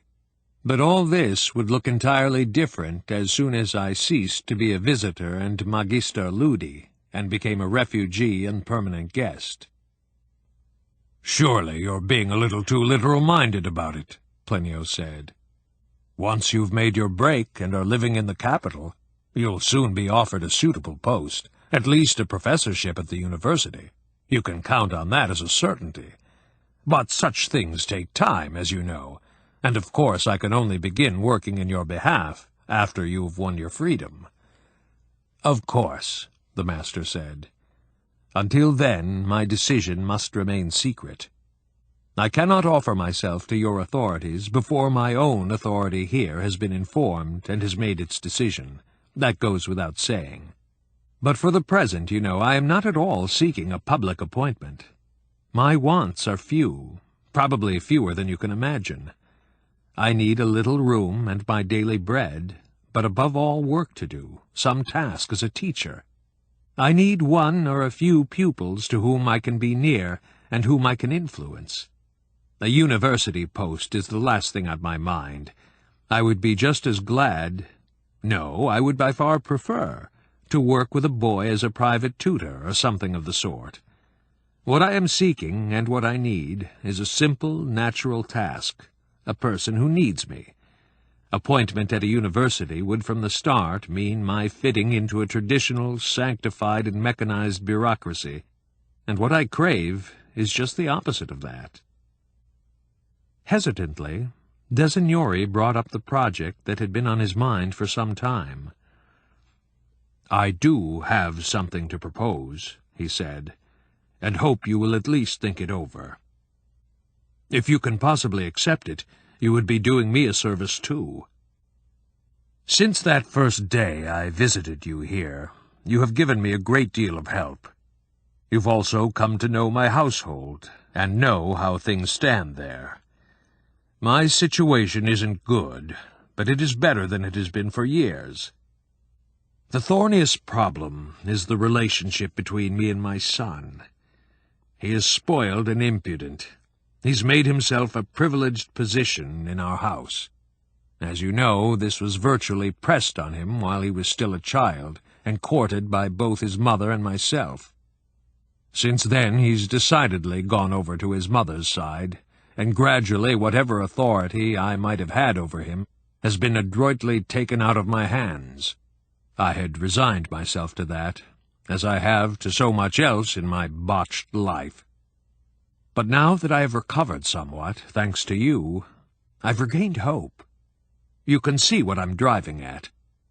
I would think it a piece of great good fortune if Tito, who is having difficulties in school anyhow, were to have a tutor who would take him in hand. It's a selfish request, I know, and I have no idea whether the task appeals to you at all. But you've encouraged me to make the suggestion, at least." Knecht smiled and extended his hand. "Thank you, Plinio. No proposal could be more welcome to me. The only thing lacking is your wife's consent. Furthermore, the two of you must be prepared to leave your son entirely to me for the time being. If I am to do anything with him, the daily influence of his home must be excluded. You must talk to your wife and persuade her to accept this condition. Go at it cautiously. Give yourselves time." "Do you really think you can do something with Tito?" Designori asked. "Oh, yes, why not? He has good blood and high endowments from both parents. What is missing is the harmony of these forces. My task will be to awaken in him the desire for this harmony, or rather to strengthen it and ultimately to make him conscious of it. I shall be happy to try." Thus Joseph Knecht had his two friends occupied with his affair, each in a different way.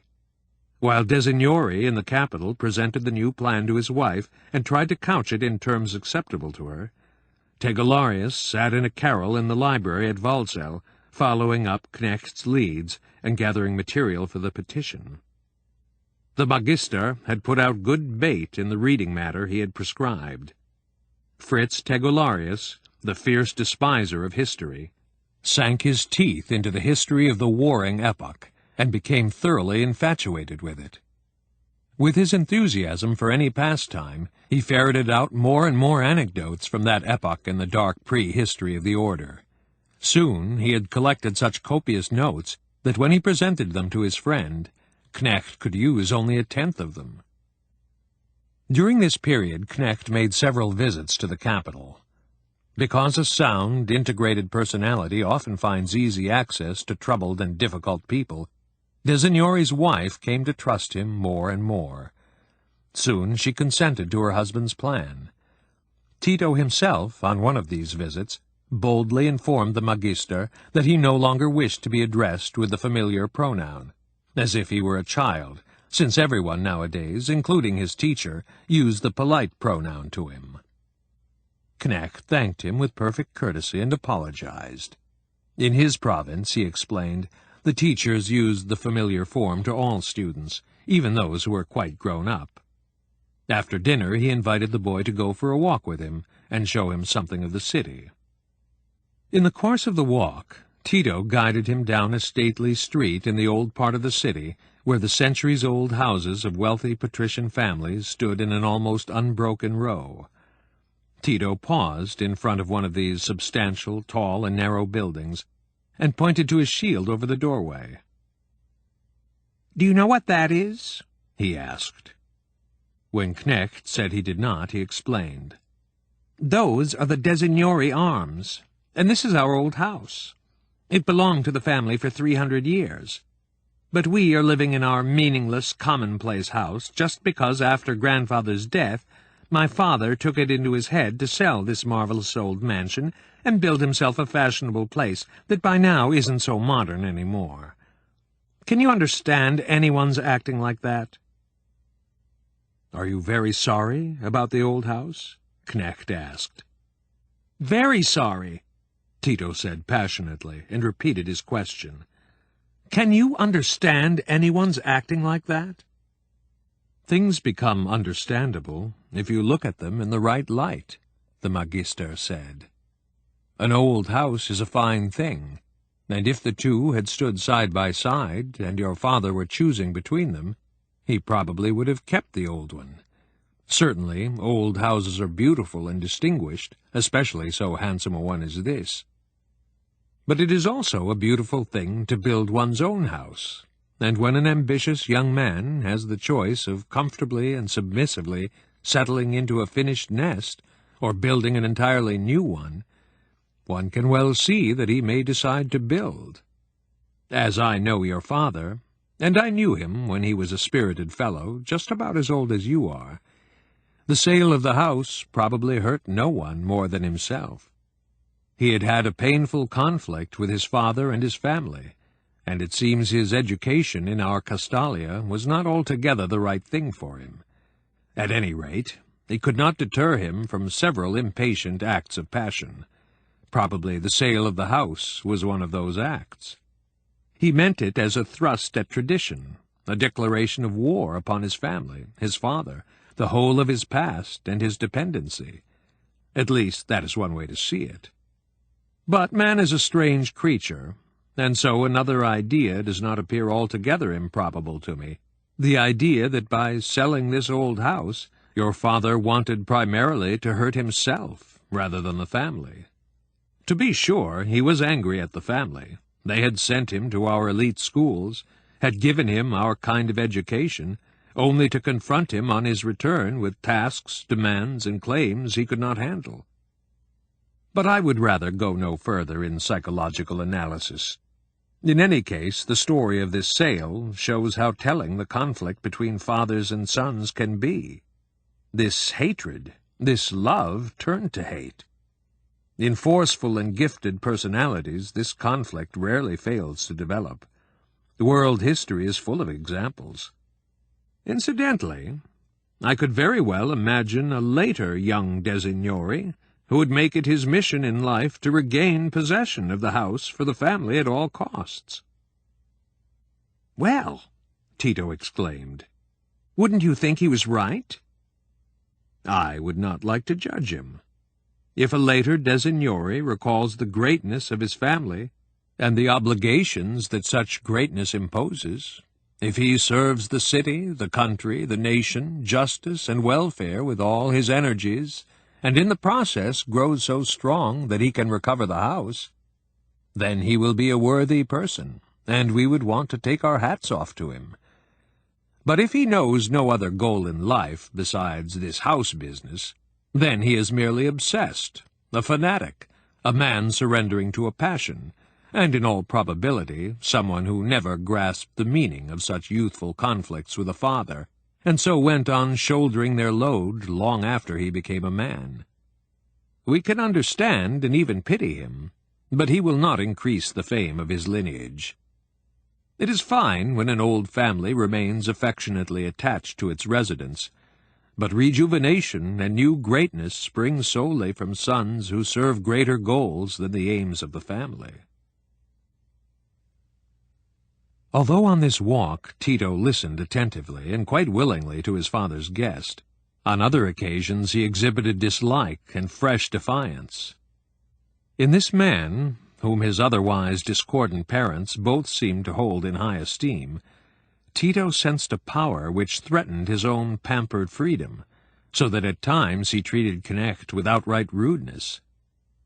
Each time, however, he would be sorry and try to make up for such breaches, for it offended his self-esteem to have shown weakness in the face of the serene courtesy that surrounded the Magister like a coat of shining armor. Secretly, too, in his inexperienced and rather unruly heart, he sensed that this was a man he might love and revere. He felt this particularly one half-hour when he came upon Knecht alone, waiting for his father, who was busy with affairs. As Tito entered the room, he saw their guest sitting still, with eyes half-closed, in a statuesque pose, radiating such tranquillity and peace in his meditation that the boy instinctively checked his stride and began to tiptoe out of the room again. But at that point the Magister opened his eyes, gave him a friendly greeting, rose, indicated the piano in the room, and asked whether he liked music. Tito said he did, although he had not had music lessons for quite some time, and had left off practicing because he was not doing so well in school, and those drill-masters who called themselves teachers were always keeping after him. Still and all, he'd always enjoyed listening to music. Knecht opened the piano, sat down at it, found it was tuned, and played an andante movement of Scarlatti's, which he had recently used as the basis for a glass bead game exercise. Then he stopped, and seeing the boy rapt and attentive, began outlining more or less what took place in such an exercise. He dissected the music, giving examples of some of the analytical methods that could be used and the ways the music could be translated into the hieroglyphs of the game. For the first time, Tito saw the Magister not as a guest, not as a learned celebrity whom he resented as a danger to his own self-esteem. Rather, he saw him at his work, a man who had acquired a subtle, exacting art and practiced it with a masterly hand. Tito could only dimly sense the meaning of that art, but it seemed to be deserving of full devotion and to call forth all the powers of an integrated personality. That this man thought him grown up and intelligent enough to be interested in these complicated matters also gave him greater assurance. He grew quiet, and during this half-hour he began to divine the sources of this remarkable man's cheerfulness and unruffled calm. During this last period, Knecht's official activities were almost as strenuous as they had been in the difficult time after his assumption of office. He was determined to leave all the areas under his control in exemplary condition. Moreover, he achieved this aim, although he failed in his further aim of making his own person appear dispensable, or at least easily replaceable. That is almost always the case with the highest offices in our province. The Magister hovers rather like a supreme ornament, a gleaming insignia, above the complex affairs of his domain.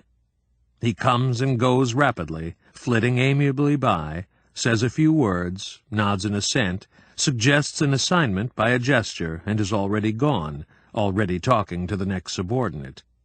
He plays on his official apparatus like a musician on his instrument, seems to expend no force and scarcely any thought, yet everything runs as it should. But every official in this apparatus knows what it means when the Magister is away or ill, what it means to find a substitute for him, even for a few hours or a day.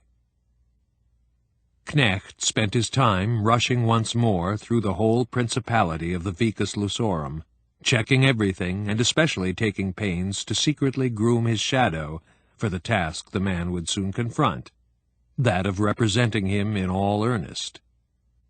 But all the while he could observe that at heart he had already liberated himself from all this, had moved far away from it. The preciosity of this well-arranged little world no longer enraptured him. He saw Waldsell and his magisterial function as something that already virtually lay behind him, a region he had passed through, which had given him a great deal and taught him much, but which could no longer tempt him to new accomplishments, to a fresh outpouring of energy. More and more, during this period of slow breaking loose and bidding farewell, he came to see the real reason for his alienation and desire to escape. It was probably not, he thought, his knowledge of the dangers to Castalia and his anxiety about her future, but simply that a hitherto idle and empty part of his self, of his heart and soul, was now demanding the right to fulfill itself. At this time he once again carefully studied the constitution and statutes of the order.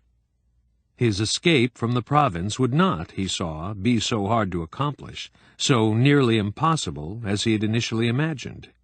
He did have the right to resign his office on grounds of conscience, and even to leave the order.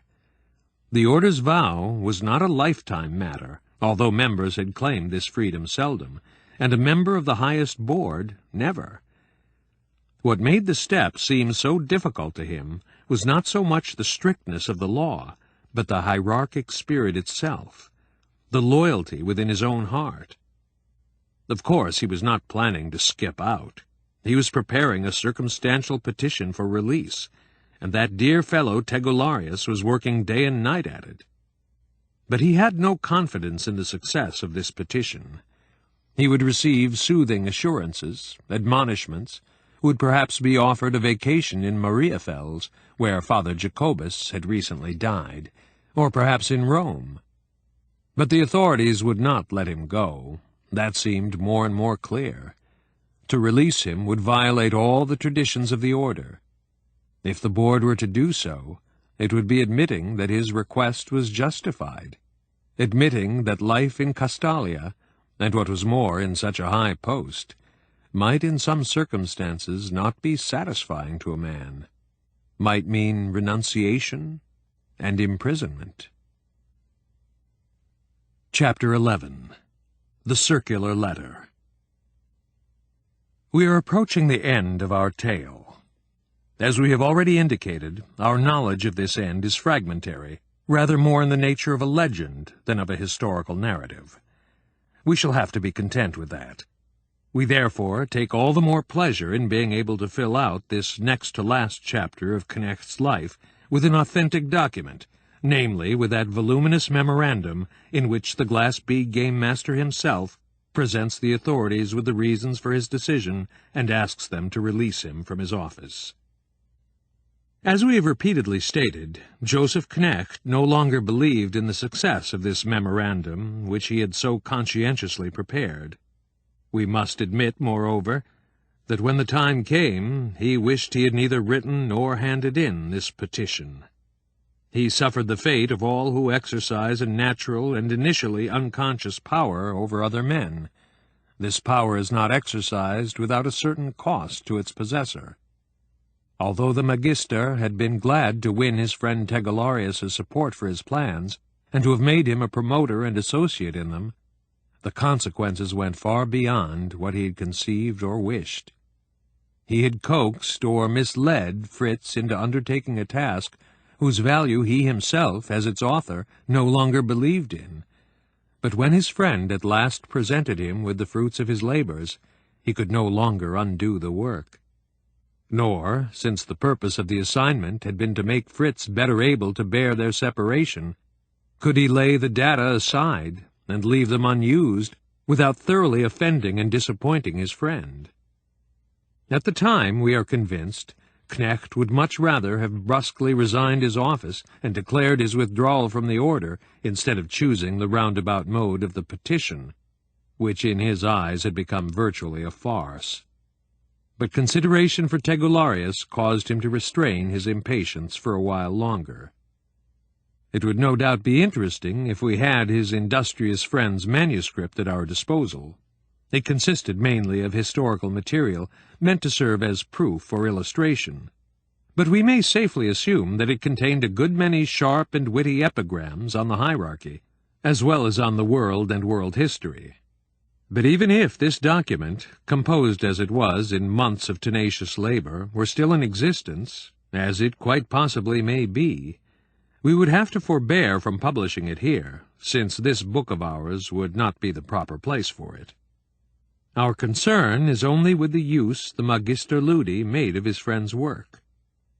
When Tegularius solemnly presented this document to him, he accepted it with cordial words of gratitude and appreciation, and knowing what pleasure this would give, asked Fritz to read it aloud. For several days, therefore, Tegularius spent half an hour in the Magister's garden, for it was summer-time, and read with gusto the many pages of his manuscript. Often the reading was interrupted by peals of laughter on the part of both. These were good days for Tegularius. Afterward, however, Knecht went into seclusion in order to compose his letter to the board. We present here its exact text. No further commentary on it is necessary. The Magister Ludi's Letter to the Board of Educators. Various considerations have prompted me, the Magister Ludi, to present to the board a special request in this separate and somewhat more private memorandum, instead of including it in my official report. Although I am appending this memorandum to the official accounting that is now due and await an official reply, I regard it rather as a circular letter to my colleagues in office. Every magister is required to inform the board of any hindrances or danger to his conducting his office in keeping with the rule. Although I have endeavored to serve with all my strength, the conduct of my office is, or seems to me to be, threatened by a danger which resides in my own person, although that is probably not its sole origin. At any rate, I see my suitability to serve as Magister Ludi as imperiled, and this by circumstances beyond my control. To put it briefly, I have begun to doubt my ability to officiate satisfactorily, because I consider the Glass Bead Game itself in a state of crisis. The purpose of this memorandum is to convince the board that the crisis exists, and that my awareness of it demands that I seek a position other from the one I now hold. Permit me to clarify the situation by a metaphor. A man sits in an attic room, engaged in a subtle work of scholarship. Suddenly he becomes aware that fire has broken out in the house below. He will not consider whether it is his function to see to it, or whether he had not better finish his tabulations. He will run downstairs and attempt to save the house. Here I am, sitting in the top story of our Castalian edifice, occupied with the Glass Bead Game, working with delicate, sensitive instruments, and instinct tells me, my nose tells me, that down below something is burning, our whole structure is imperiled, and that my business now is not to analyze music or define rules of the game, but to rush to where the smoke is. Most of us brothers of the order take Castalia, our order, our system of scholarship and schooling, together with the game and everything associated with it, as much for granted as most men take the air they breathe and the ground they stand on. Hardly anyone ever thinks that this air and this ground could sometime not be there, that we might some day lack air or find the ground vanishing from under us. We have the good fortune of living well protected in a small, neat, and cheerful world, and the great majority of us, strange as it may seem, hold to the fiction that this world has always existed and that we were born into it.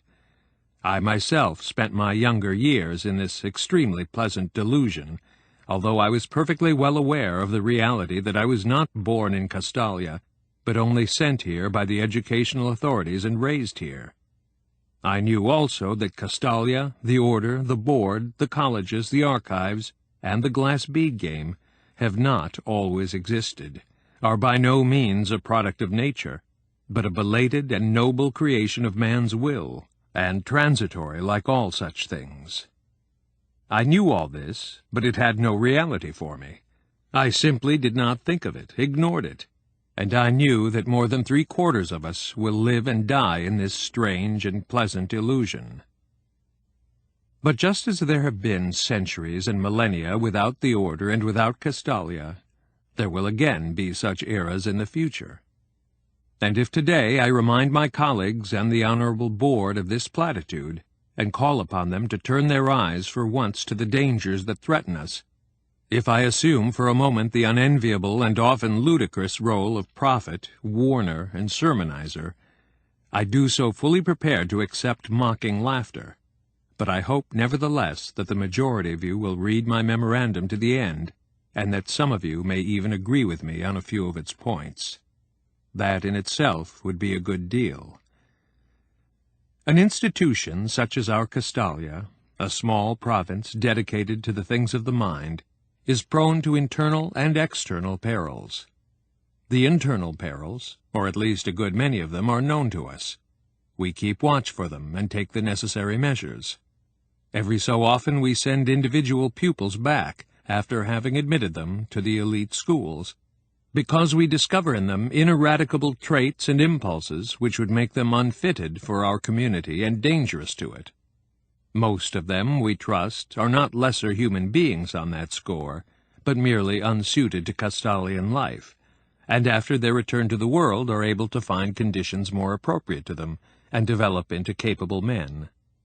Our practice in this respect has proved its value, and on the whole our community can be said to sustain its dignity and self-discipline, and to fulfill its task of being and constantly recruiting a nobility of the mind. Presumably we have no more than a normal and tolerable quota of the unworthy and slothful among us. The conceit that can be observed among the members of our order is rather more objectionable. I am referring to that class arrogance to which every aristocracy inclines, and with which every privileged group is charged, with or without justification. The history of societies shows a constant tendency toward the formation of a nobility as the apex and crown of any given society. It would seem that all efforts at socialization have as their ideal some kind of aristocracy, of rule of the best, even though this goal may not be admitted. The holders of power, whether they have been kings or an anonymous group, have always been willing to further the rise of a nobility by protection and the granting of privileges. This has been so no matter what the nature of the nobility, political, by birth, by selection and education. The favored nobility has always basked in the sunlight, but from a certain stage of development on, its place in the sun, its privileged state, has always constituted a temptation and led to its corruption. If now we regard our order as a nobility and try to examine ourselves to see to what extent we earn our special position by our conduct toward the whole of the people and toward the world, to what extent we have already been infected by the characteristic disease of nobility, hubris, conceit, class arrogance, self-righteousness, exploitativeness, if we conduct such a self-examination, we may be seized by a good many doubts. The present-day Castalian may not be lacking in obedience to the rules of the order, in industry, in cultivated intelligence. But does he not often suffer from a severe lack of insight into his place in the structure of the nation, his place in the world and world history? Is he aware of the foundation of his existence? Does he know himself to be a leaf, a blossom, a twig or root of a living organism? Does he have any notion of the sacrifices the nation makes for his sake, by feeding and clothing him, by underwriting his schooling and his manifold studies? And does he care very much about the meaning of our special position? Does he have any real conception of the purpose of our order and life? There are exceptions, granted, many and praiseworthy exceptions. Nevertheless, I am inclined to answer all these questions with a no. The average Castalian may regard the man of the outside world, the man who is not a scholar, without contempt, anger, or malice. But he does not regard him as a brother, does not see him as his employer, does not in the least feel that he shares responsibility for what is going on outside in the world. The purpose of his life seems to him to be cultivation of the scholarly disciplines for their own sake, or perhaps even to be taking pleasurable strolls in the garden of a culture that pretends to be a universal culture without ever being quite that. In brief, this Castalian culture of ours, sublime and aristocratic though it certainly is, and to which I am profoundly grateful, is for most of those associated with it not an instrument they play on like a great organ, not active and directed toward goals, not consciously serving something greater or profounder than itself. Rather, it tends somewhat toward smugness and self-praise, toward the cultivation and elaboration of intellectual specialism. I know there are a large number of Castalians who are men of integrity and worth, who really desire only to serve. I mean the teachers or the products of our system, who then go out into the country to engage in unselfish and incalculably important service far from the pleasant climate and the intellectual luxuries of our province. These fine teachers out there are, strictly speaking, the only ones among us who are really carrying out the purpose of Castalia. Through their work alone, we are repaying the nation for the many benefits we receive from it. Granted that every one of us brothers of the order knows that our supreme and most sacred task consists in preserving the intellectual foundation of our country and our world. That foundation has proved to be a moral element of the highest efficacy, for it is nothing less than the sense of truth, on which justice is based, as well as so much else. But if we examine our real feelings, most of us would have to admit that we don't regard the welfare of the world, the preservation of intellectual honesty and purity outside as well as inside our tidy province, as the chief thing. In fact, it is not at all important to us. We are only too glad to leave it to those brave teachers out there to pay our debt to the world by their self-sacrificing work, and so more or less justify the privileges we enjoy, we glass bead game players, astronomers, musicians, and mathematicians. It is part of the above-mentioned arrogance and caste spirit that we do not much care whether we earn our privileges by accomplishments. Even though our abstemious way of life is prescribed by the order, a good many of us plume ourselves on it, as if it were a virtue we were practicing purely for its own sake, instead of its being the least that we owe to the country that makes our Castalian existence possible. I shall content myself with merely referring to these internal defects and dangers. They are not insignificant, although in peaceful times they would not come anywhere near imperiling our existence. But as it happens, we Castalians are dependent not only on our own morality and rationality. We depend vitally on the condition of the country and the will of the people. We eat our bread, use our libraries, expand our schools and archives. But if the nation no longer wants to authorize this, or if it should be struck by impoverishment, war, and so on, then our life and studying would be over in a minute. Some day our country might decide that its Castalia and our culture are a luxury it can no longer afford. Instead of being genially proud of us, it may come round to regarding us as noxious parasites, tricksters, and enemies. Those are the external dangers that threaten us. To portray these dangers in any graphic form, I would probably have to draw upon examples from history. And if I were talking to the average Castalian, I would surely encounter a measure of passive resistance, an almost childish ignorance and indifference. As you know, among Castalians, interest in world history is extremely weak. Most of us, in fact, not only lack interest, but also respect for history. We fail to do it justice, I might say. Over the years, I have done considerable searching into the sources of this feeling, this mixture of indifference and arrogance toward world history. And I have found that it derives from two causes. First, the content of history strikes us as rather inferior. I'm not speaking of intellectual and cultural history, which is, of course, within our purview. Insofar as we have any notions at all about world history, We see it as consisting in brutal struggle for power, goods, lands, raw materials, money, in short, for those material and quantitative things which we regard as far from the realm of mind and rather contemptible. For us, the 17th century is the age of Descartes, Pascal, Froberger, not of Cromwell or Louis XIV. The second reason we fight shy of history is our traditional, and I would say valid, distrust of a certain kind of history writing which was very popular in the age of decadence before the founding of our order.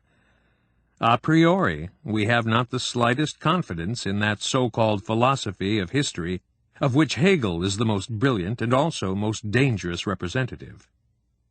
In the following century it led to the most repulsive distortion of history and destruction of all feeling for truth.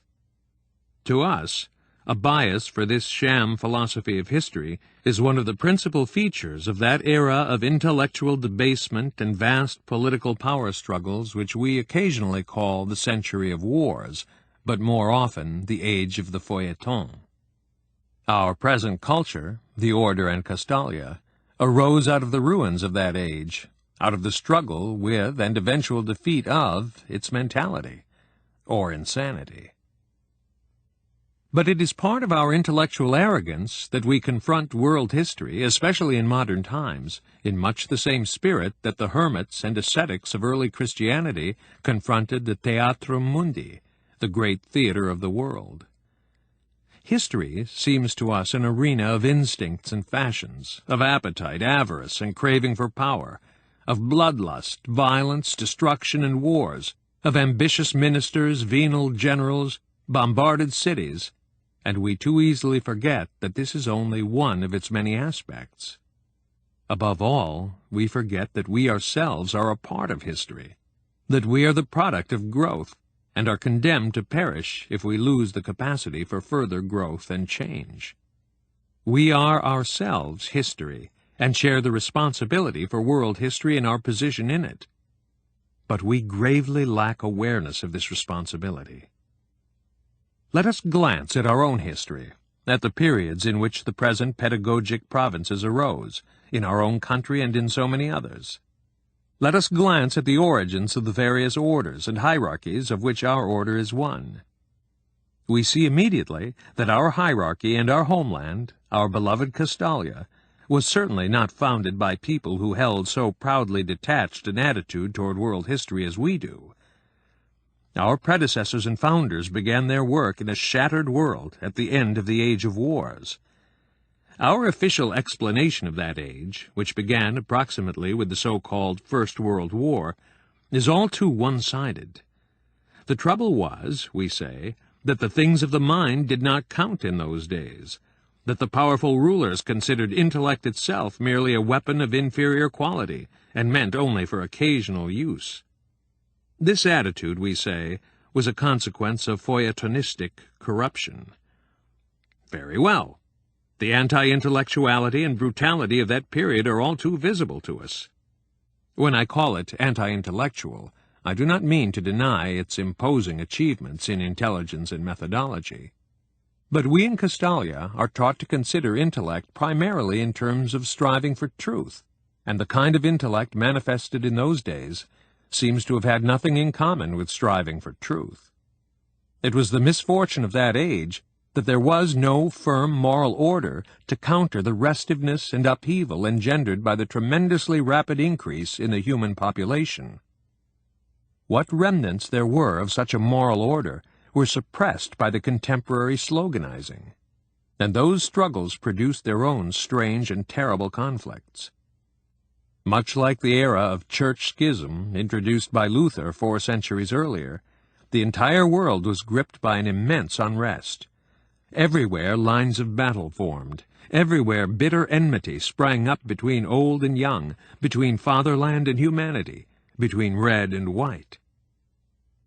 We in our day can no longer reconstruct, let alone comprehend and sympathize, with the impetus and power of such labels as red and white, let alone the real meanings of all those battle cries. Much as in Luther's time, we find all over Europe, and indeed over half the world, Believers and heretics, youths and old men, advocates of the past and advocates of the future, desperately flailing at each other.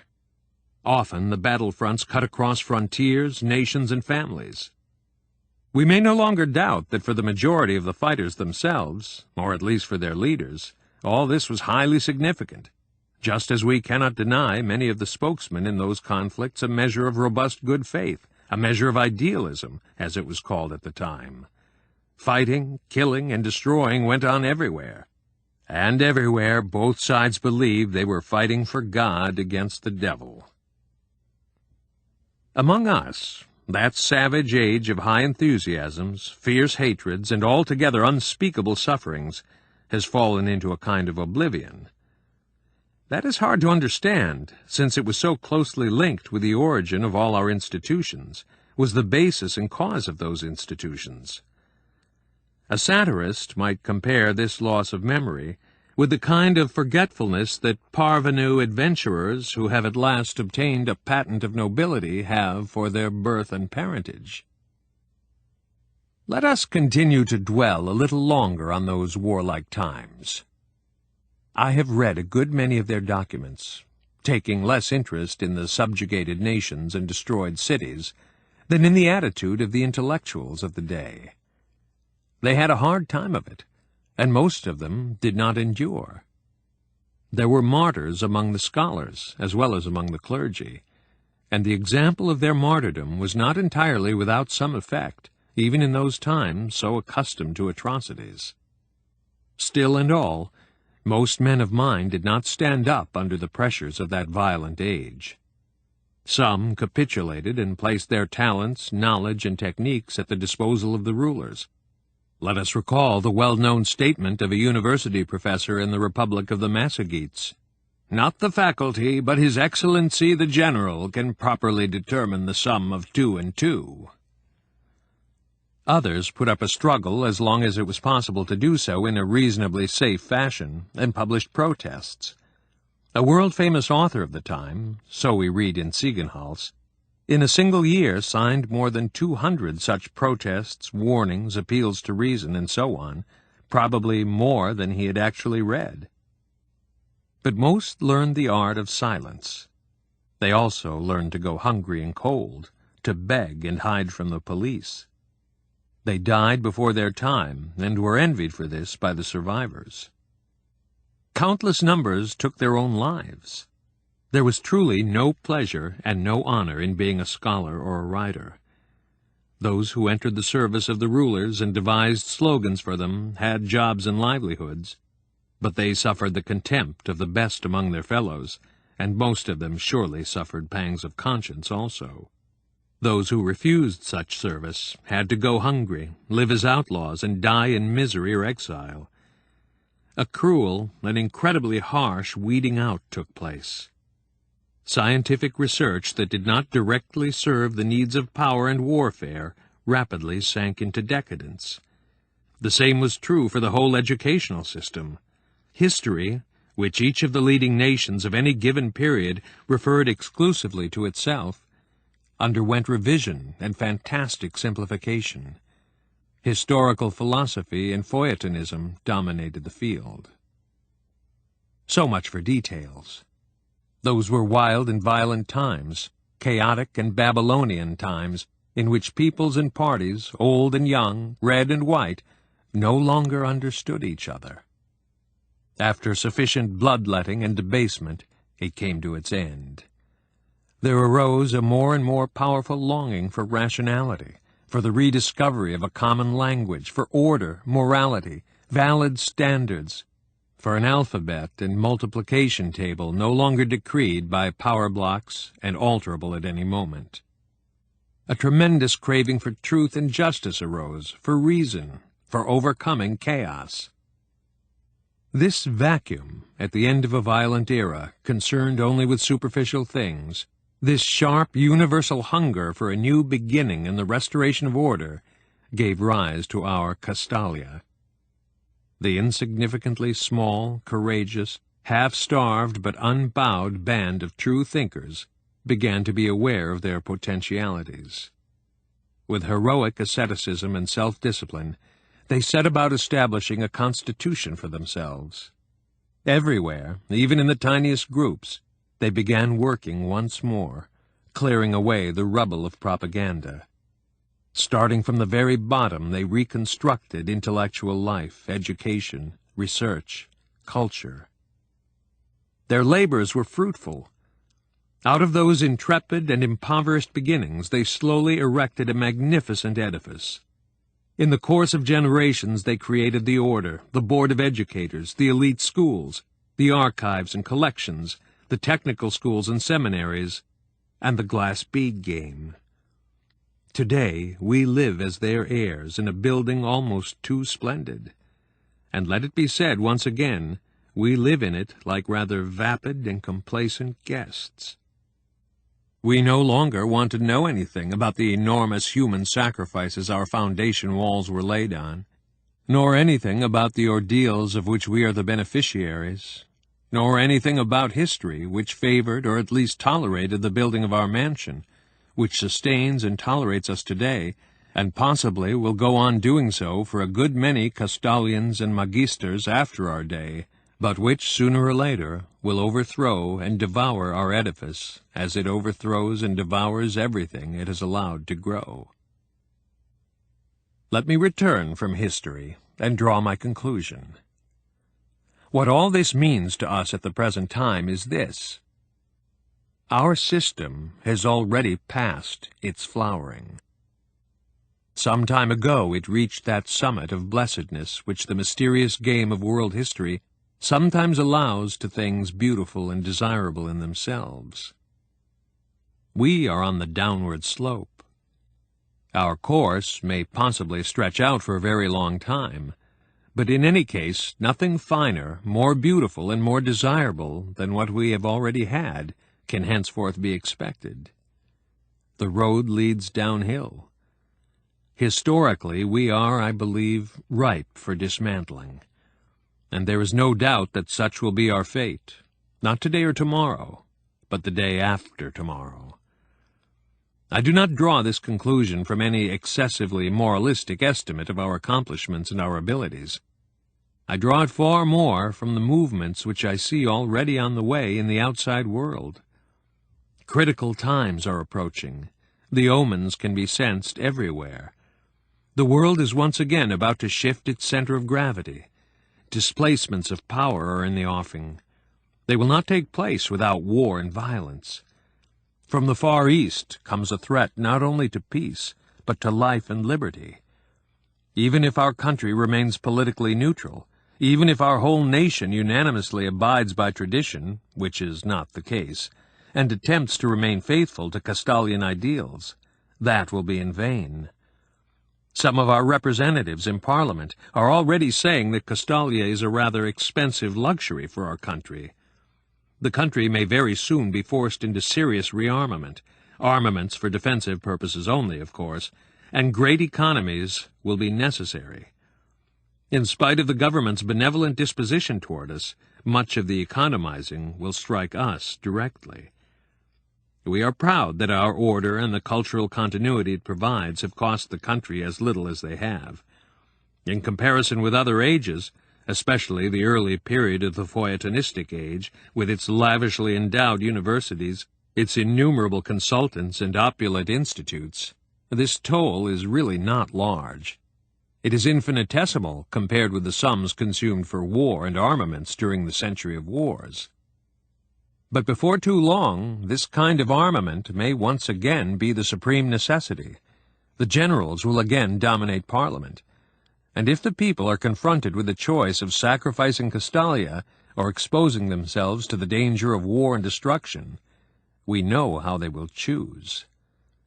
Undoubtedly, a bellicose ideology will burgeon. The rash of propaganda will affect youth in particular. Then scholars and scholarship, Latin and mathematics, education and culture will be considered worth their salt only to the extent that they can serve the ends of war. The wave is already gathering. One day it will wash us away. Perhaps that will be as it should be. But for the present, my revered colleagues, we still possess that limited freedom of decision and action which is the human prerogative, and which makes world history the history of mankind. We may still choose, in proportion to our understanding of events, in proportion to our alertness and our courage. We can, if we will, close our eyes, for the danger is still fairly far away. Probably we who are magisters today will be able to complete our terms of office in peace, and lie down to die in peace before the danger comes so close that it is visible to all. But for me, and no doubt for others like me, such peace could not be had with a clear conscience. I would rather not continue to administer my office in peace and play glass bead games, contented that the coming upheavals will probably find me no longer alive. Rather, it seems to me urgent to recollect that we too, non-political though we are, belong to world history and help to make it. Therefore, I said at the beginning of this memorandum that my competence as Magister Ludi is compromised, since I cannot keep my mind from dwelling anxiously upon the future danger.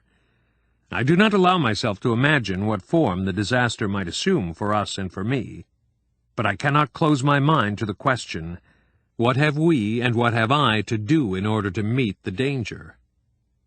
Permit me to say a few words more about this.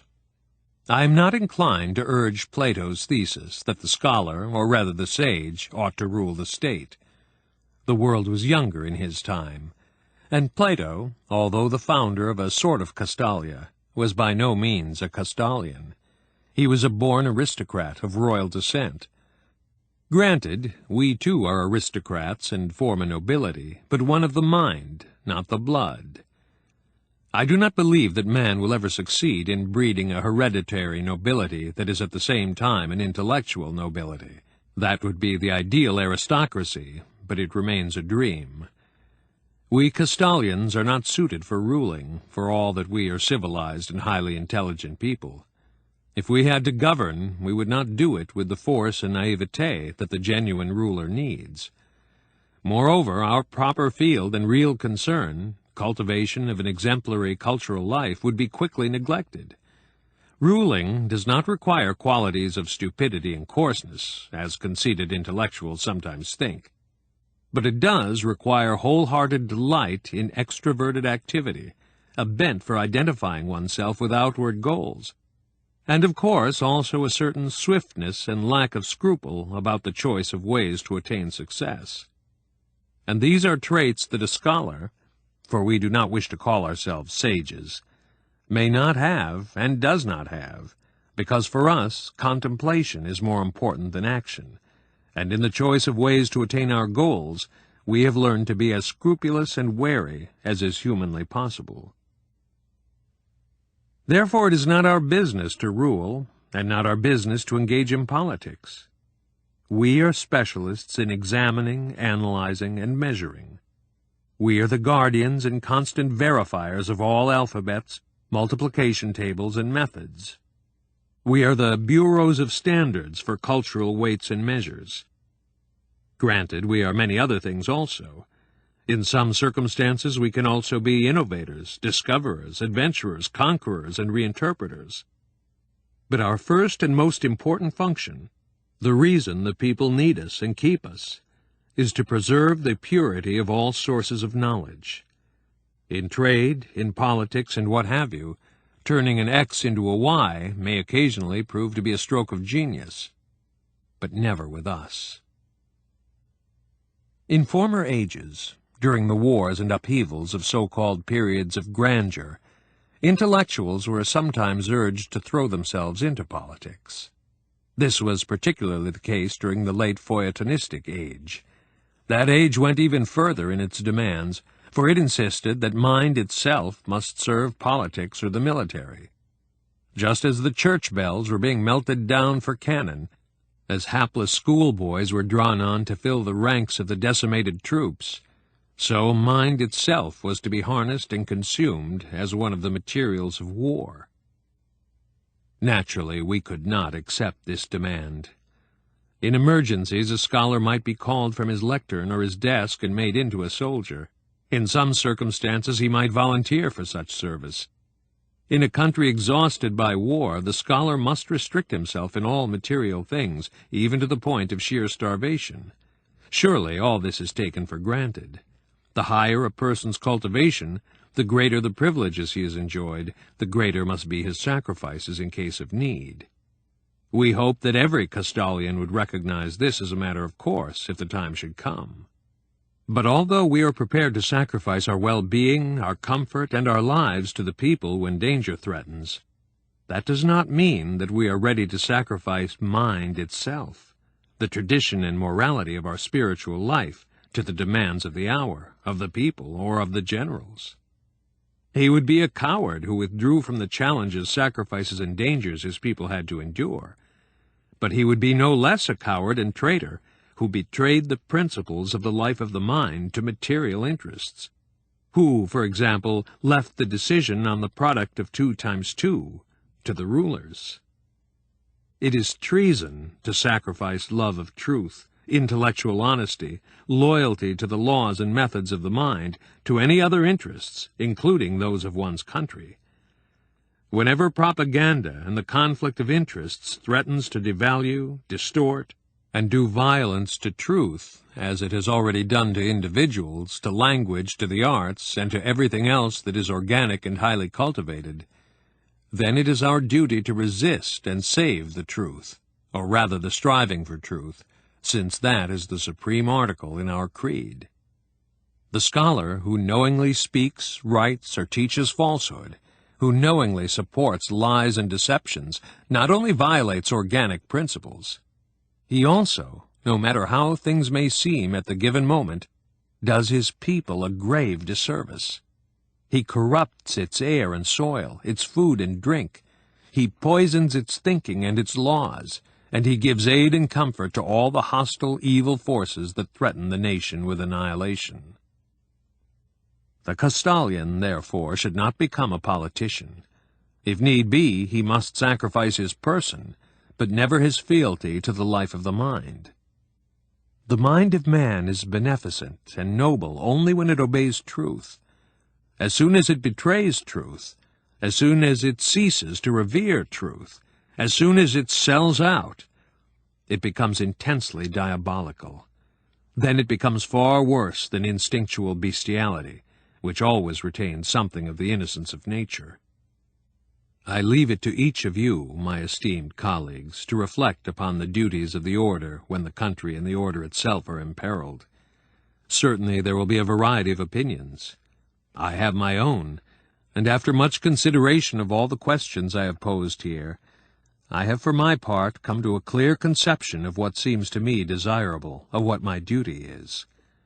This leads me to a personal petition to the Honorable Board, with which I shall conclude my memorandum.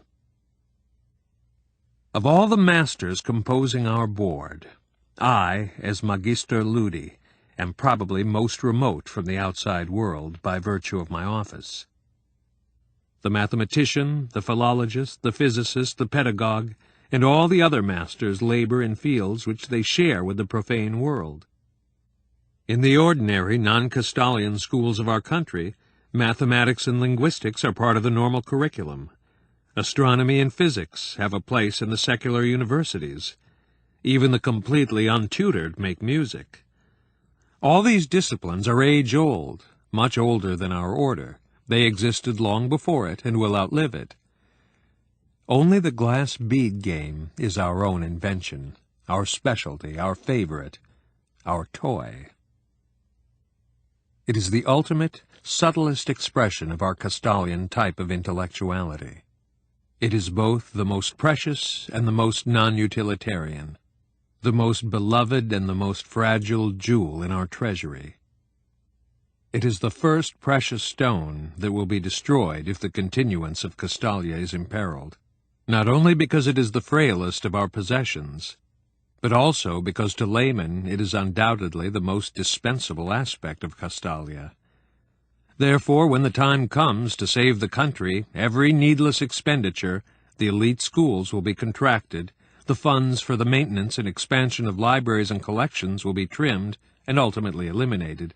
Our meals will be cut down, our clothing allowance withdrawn, but all the principal subjects in our Universitas Literarum will be allowed to continue, except for the glass bead game.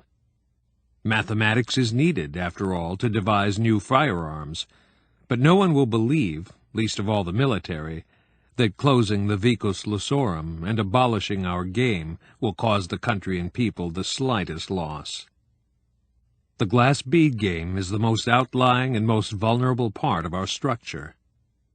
Perhaps this explains why the Magister Ludi, head of our unworldliest discipline, should be the first to sense the coming calamity, or at any rate the first to express this feeling to our board. In case of political upheavals, therefore, especially if they involve war, I regard the glass bead game as a lost cause. It will deteriorate rapidly, however many individuals cling to it, and it will never be restored. The atmosphere which will follow a new era of wars will not condone it. It will vanish just as surely as did certain highly cultivated customs in musical history, such as the choruses of professional singers of the period around 1600, or the Sunday concerts of figurate music in churches around 1700. In those days men's ears heard sounds whose angelic purity cannot be conjured up again by any amount of science or magic. In the same way, the glass bead game will not be forgotten, but it will be irrecoverable, and those who study its history, its rise, flourishing, and doom, will sigh and envy us for having been allowed to live in so peaceful, cultivated, and harmonious a world of the mind. Although I am now Magister Ludi, I do not at all consider it my or our mission to prevent or postpone the ultimate end of our game. Beauty, even surpassing beauty, is perishable like all other things, as soon as it has become a historical phenomenon upon this earth. We know that, and can grieve that it is so, but cannot seriously try to change it, for it is unalterable law. When the glass bead game is destroyed, Castalia and the world will suffer a loss, but they will scarcely be aware of it at the moment, for at the time of great crisis they will be absorbed in saving whatever can still be saved. A Castalia without the game is conceivable, but not a Castalia without reverence for truth, without fidelity to the life of the mind. A board of educators can function without a Magister Ludi, but although we have almost forgotten it, Magister Ludi, of course, originally meant not the office we have in mind when we use the word, but simply schoolmaster. And the more endangered Castalia is, the more its treasures stale and crumble away, the more our country will need its schoolmasters, its brave and good schoolmasters. Teachers are more essential than anything else. Men who can give the young the ability to judge and distinguish, who serve them as examples of the honoring of truth, obedience to the things of the Spirit, respect for language. That holds not only for our elite schools, which will be closed down sooner or later, but also and primarily for the secular schools on the outside, where burghers and peasants, artisans and soldiers, politicians, military officers and rulers are educated and shaped while they are still malleable children. That is where the basis for the cultural life of the country is to be found, not in the seminars or in the glass bead game. We have always furnished the country with teachers and educators, and they are, as I have said, the best among us. But we must do far more than we have done hitherto. We must no longer rely on a constant influx of the best from the schools outside to help maintain our Castalia. More and more, we must recognize the humble, highly responsible service to the secular schools as the chief and most honorable part of our mission.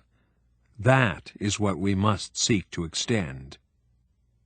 Which brings me to my personal petition to the esteemed board.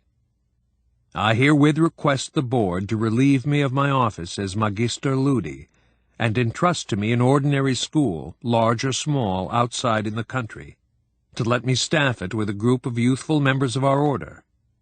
I would recruit as teachers those whom I could confidently expect to help instill our principles into young people out in the world. I hope that the esteemed board will deign to examine my petition and its reasoning with due benevolence, and let me know its decisions. The Master of the Glass Bead Game. Postscript. Permit me to cite a remark of the Reverend Father Jacobus, which I noted down in the course of one of his private lessons.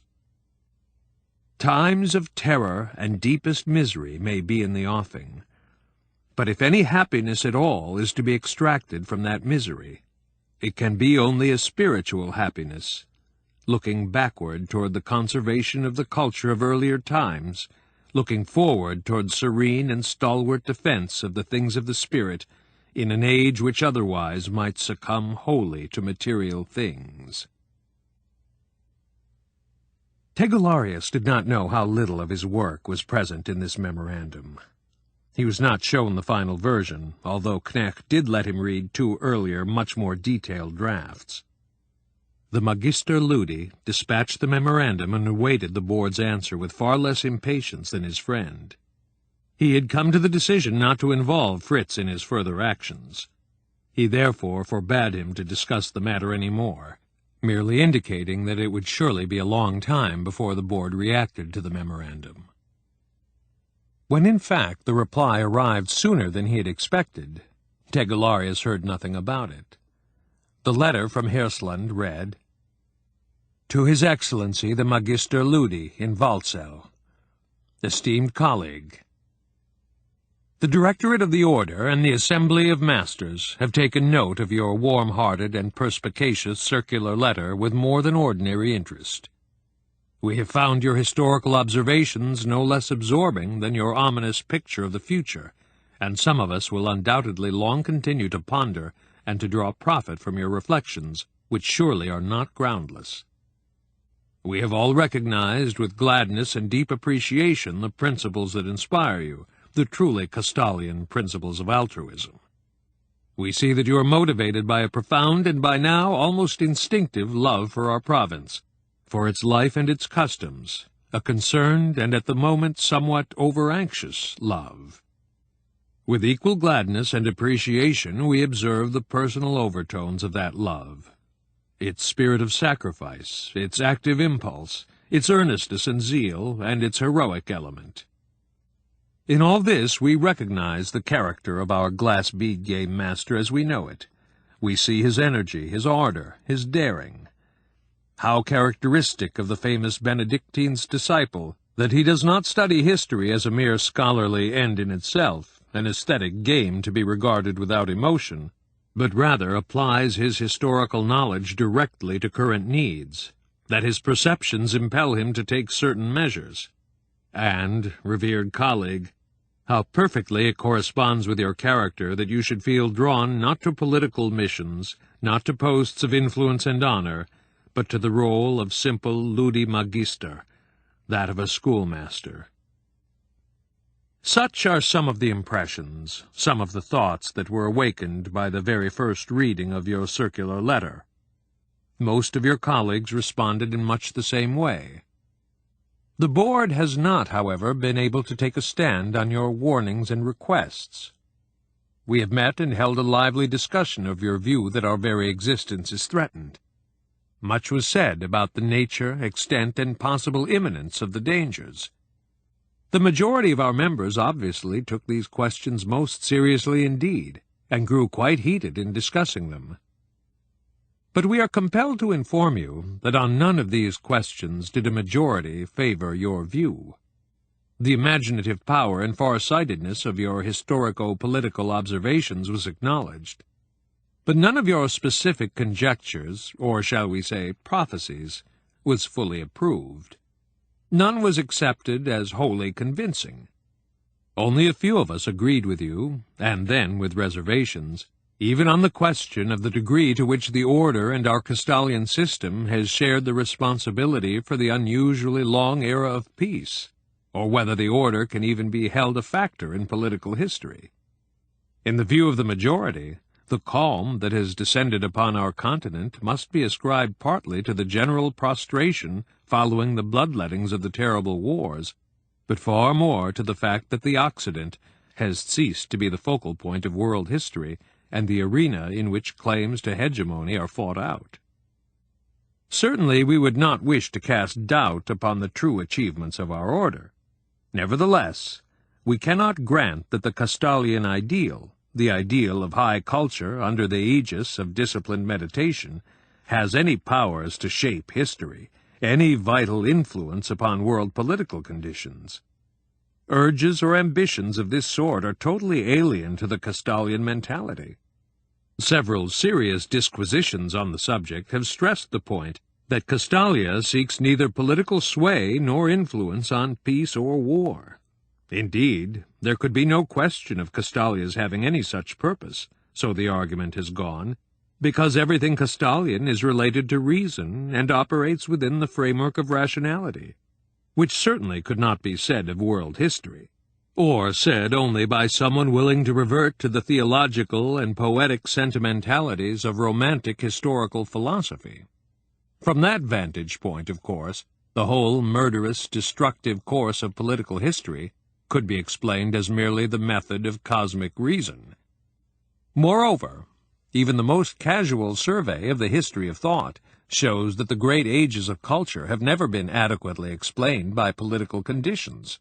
Rather, culture, or mind, or soul, has its own independent history, a second, secret, bloodless, and sanctified history, running parallel to what is generally called world history, by which we mean incessant struggles for material power. Our order deals only with this sanctified and secret history, not with real, brutal world history. It can never be our task to be continually taking soundings in political history, let alone to help shape it. It therefore does not matter whether or not the political constellation is really as your circular letter suggests. In any case, our order has no right to do anything about it. Our only position must be one of patient waiting to see what comes. And therefore your argument that this constellation requires us to take an active position was decisively rejected by the majority, with only a few votes in its favor. Your views of the present world situation and your suggestions regarding the immediate future obviously impressed most of our colleagues. In fact, some of them were thunderstruck. But here, too, although most of the speakers manifested respect for your knowledge and acuity, there was no evidence that the majority agreed with you. On the contrary, the consensus was that your comments on this matter were remarkable and extremely interesting, but excessively pessimistic. One colleague raised his voice to ask whether it might not be described as dangerous, if not outrageous, but surely frivolous, for a magister to alarm his board by such sinister images of allegedly imminent perils and tribulations. Certainly an occasional reminder of the perishability of all things was permissible. Every man, and especially everyone holding a high position of responsibility, must occasionally cry out to himself the memento mori. But to announce in such sweeping terms the impending doom of the entire body of masters, the entire order, and the entire hierarchy, was a tasteless assault upon the tranquillity and the imagination of his colleagues, and threatened the efficiency of the board itself. The work of a magister surely could not profit by his going to his office every day with the thought that his position itself, his labors, his pupils, his responsibility to the order, his life for and in Castalia, that all this might be wiped out by tomorrow or the day after. Although the majority did not support the colleague who raised this objection, he received considerable applause. We shall keep our present communication brief, but are at your disposal for a discussion in person. From our brief summary, you can already see that your circular letter has not had the effect you may have hoped for. In large part, its failure no doubt is based on objective grounds, the incompatibility of your opinions with those of the majority. But there are also purely formal reasons. At any rate, it seems to us that a direct personal discussion between yourself and your colleagues would have taken a significantly more harmonious and positive course.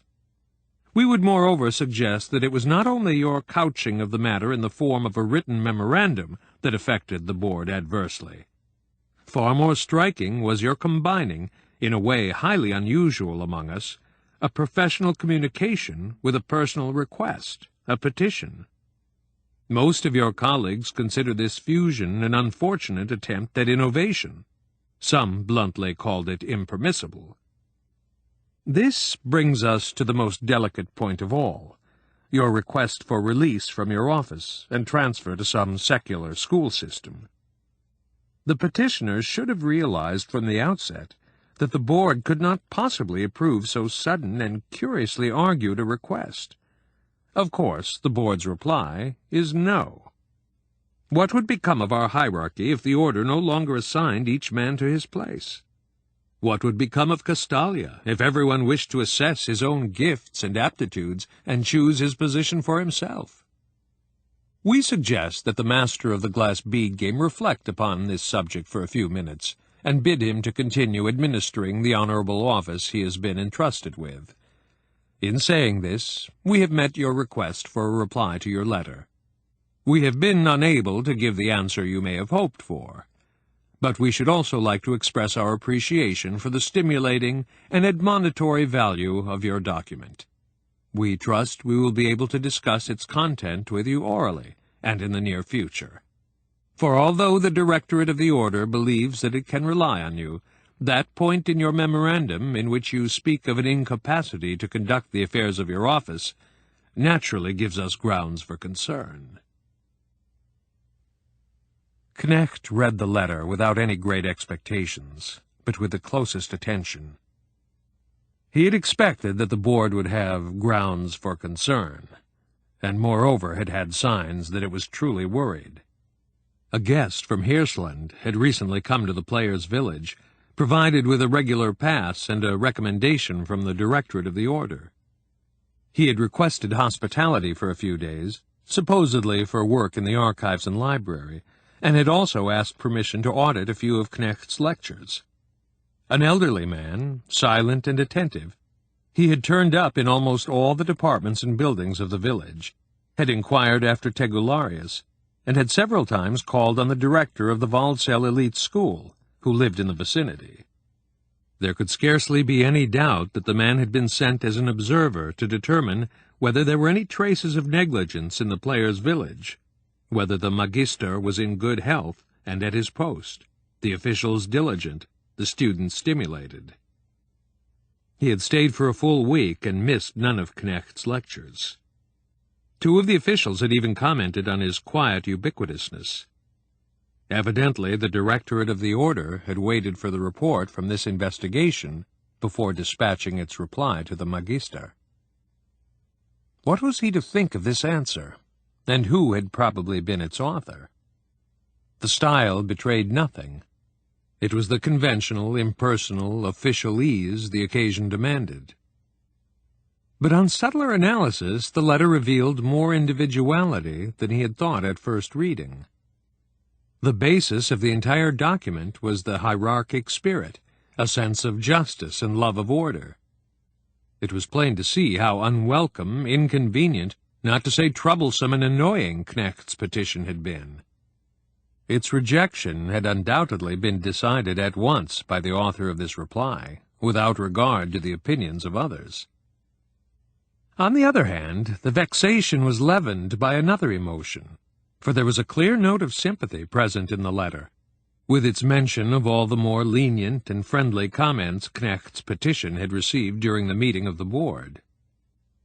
Knecht had no doubt that Alexander, the president of the order, was the author of this reply. We have now reached the end of our journey, and hope that we have reported all the essentials of Joseph Knecht's life.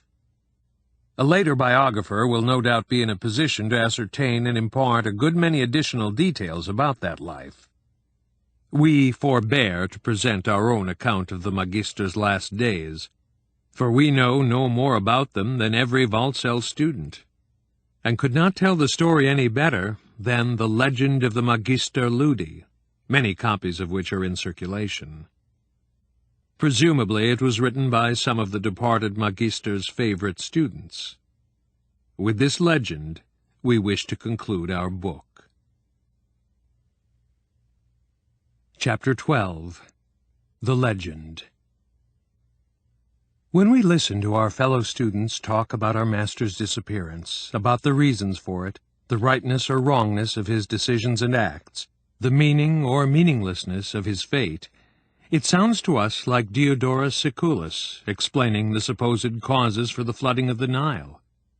We would think it not only useless but wrong to add to such speculations. Instead, we wish to preserve in our hearts the memory of our master, who, so soon after his mysterious departure into the world, passed over into a still more mysterious beyond. His memory is dear to us, and for this reason we wish to set down what we have learned about these events. After the master had read the letter in which the board denied his petition, he felt a faint shiver, a matutinal coolness and sobriety which told him that the hour had come, that from now on there could be no more hesitating or lingering. This peculiar feeling, which he was wont to call awakening, was familiar to him from other decisive moments of his life. It was both vitalizing and painful, mingling a sense of farewell and of setting out on new adventures, shaking him deep down in his unconscious mind like a spring storm. He looked at the clock. In an hour he had to face a class. He decided to devote the next hour to meditation, and went into the quiet Magister's garden. On his way, a line of verse suddenly sprang into his mind. "In all beginnings is a magic source." He murmured this under his breath, uncertain where he had read it. The line appealed to him, and seemed to suit the mood of this hour. In the garden he sat down on a bench strewn with the first faded leaves, regulated his breathing, and fought for inner tranquillity, until with a purged heart he sank into contemplation in which the patterns of this hour in his life arranged themselves in universal, supra-personal images. But on the way to the small lecture-room the line of verse came back to him. He turned the words over in his mind, and thought that he did not have them quite right. Suddenly his memory cleared. Under his breath he recited, "In all beginnings dwells a magic force for guarding us and helping us to live." But it was not until nearly evening, long after his lecture was over and he had passed on to all sorts of other routine matters, that he discovered the origin of the verses. They were not the work of some old poet. They came from one of his own poems, which he had written in his student days. He remembered now that the poem had ended with the line, "So be it, heart, bid farewell without end." That very evening he sent for his deputy and informed him that on the morrow he would have to leave for an indefinite time. He put him in charge of all current affairs, with brief instructions, and bade good-bye in a friendly and matter-of-fact way, as he would ordinarily have done before departing on a brief official journey. He had realized some time earlier that he would have to leave without informing his friend Tegularius and burdening him with farewells. This course was essential, not only to spare his oversensitive friend, but also in order not to endanger his whole plan. Presumably Fritz would make his peace with the accomplished fact, whereas an abrupt disclosure and a farewell scene might lead to a regrettable emotional upheaval. Knecht had for a while even thought of departing without seeing Fritz for the last time, but now he decided that it would seem too much like evading a difficult encounter. However wise it was to spare his friend agitation and an occasion for follies, he had no right to make the thing so easy for himself. A half-hour remained before bedtime. He could still call on Tegularius without disturbing him or anyone else. Night had already settled in the broad inner courtyard as he crossed to his friend's cell. He knocked with that strange feeling of, "This is the last time," and found Tegularius alone. Delighted, Fritz laid aside the book he had been reading and invited Knecht to sit down. "An old poem came to my mind today," Knecht remarked casually, "or rather a few lines from it. Perhaps you know where the rest can be found." and he quoted, "In all beginnings dwells a magic force." Tegelarius traced it with no great trouble.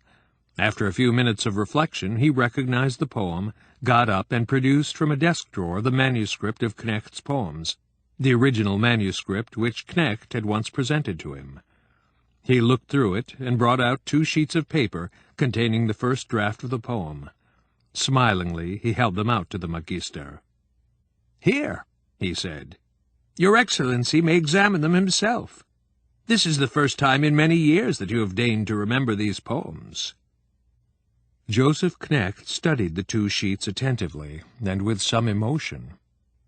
In his student days, during his stay in the College of Far Eastern Studies, he had covered these 2 sheets of paper with lines of verse.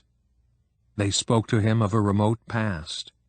Everything about them, the faintly yellowed paper, the youthful handwriting, the deletions and corrections in the text, reminded him painfully of almost forgotten times. He thought he could recall not only the year and the season when these verses had been written, but even the day and the hour. There came to him now the very mood, that proud and strong feeling that had gladdened him and found expression in the poem. He had written it on one of those special days on which he had experienced that spiritual shock which he called awakening. The title of the poem had obviously been written even before the poem itself, and had seemingly been intended as the first line. It had been set down in a large, impetuous script and read, "Transcend." Later, at some other time, in a different mood and situation, this title, as well as the exclamation mark, had been crossed out, and in smaller, thinner, more modest letters, another title had been written in. It read, "Stages." Knecht now remembered how, at the time, filled with the idea of his poem, he had written down the word "transcend" as an invocation and imperative, a reminder to himself, a newly formulated but strong resolve to place his actions and his life under the aegis of transcendence, to make of it a serenely resolute moving on, filling and then leaving behind him every place, every stage along the way. Almost whispering, he read some lines to himself. "Serenely let us move to distant places, and let no sentiments of home detain us. The cosmic spirit seeks not to restrain us, but lifts us stage by stage to wider spaces." "I had forgotten these lines for many years," he said, "and when they happened to come to my mind today, I no longer knew how I knew them, and didn't realize they were mine. How do they strike you today? Do they still mean anything to you?" Tegelarius considered. "I have always had a rather odd feeling about this particular poem," he said finally. "The poem itself is among the very few you've written that I didn't really like. There was something about it that repelled or disturbed me. At the time I had no idea what it was. Today I think I see it. I never really liked this poem of yours, which you headed Transcend, as if that were a marching order. Thank God you later substituted a better title. I never really liked it because it has something didactic, moralizing, or schoolmasterly about it. If this element could be stripped away, or rather if this whitewash could be scrubbed off, it would be one of your finest poems. I've just realized that again. The real meaning is rather well suggested by the title Stages, although you might just as well and perhaps better have called it Music, or The Nature of Music. For if we discount the moralizing or preachy attitude, it is really about the nature of music, or, if you will, a song in praise of music, of its serenity and resolution, its quality of being constantly present, its mobility and unceasing urge to hasten on, to leave the space it has only just entered. If you contented yourself with this contemplation or praise of the spirit of music, if you had not turned it into an admonition and sermon, though obviously you had pedagogic ambitions even then, the poem might have been a perfect jewel. But as it stands, it seems to me not only too hortatory, but also afflicted by faulty logic. It equates music and life solely for the sake of the moral lesson. But that is highly questionable and disputable, for it transforms the natural and morally neutral impulse, which is the mainspring of music, into a life that summons, calls, commands us, and wants to impart good lessons to us. To put it briefly, in this poem of vision, something unique, beautiful, and splendid has been falsified and exploited for didactic ends, and it is this aspect that always prejudiced me against it. The Magister had been listening with pleasure as his friend worked himself up into that angry ardor which he so liked in him. "Let's hope you're right," he said half-jokingly. "You certainly are right in what you say about the poem's relationship to music. The idea of serenely moving to distant places and the underlying concept of the lines actually does come from music, without my having been conscious of it. I really don't know whether I corrupted the idea and falsified the vision. You may be right. When I wrote the poem, at any rate, it no longer dealt with music, but with an experience, the very experience that the lovely parable of music had revealed its moral aspect to me, and become within me an awakening and an admonition to respond to the summons of life. The imperative form of the poem, which so particularly displeases you, is not the expression of any desire to command or teach, because the command is addressed to myself alone. That should have been clear from the last line, my friend, even if you weren't already well aware of it. I experienced an insight, a perception, an inward vision, and was bent on telling the content and the moral of this insight to myself, and impressing it on my mind. That is why the poem remained in my memory, although I was not conscious of it. So whether these lines are good or bad, they've accomplished their purpose. The admonition remained alive inside me and was not forgotten.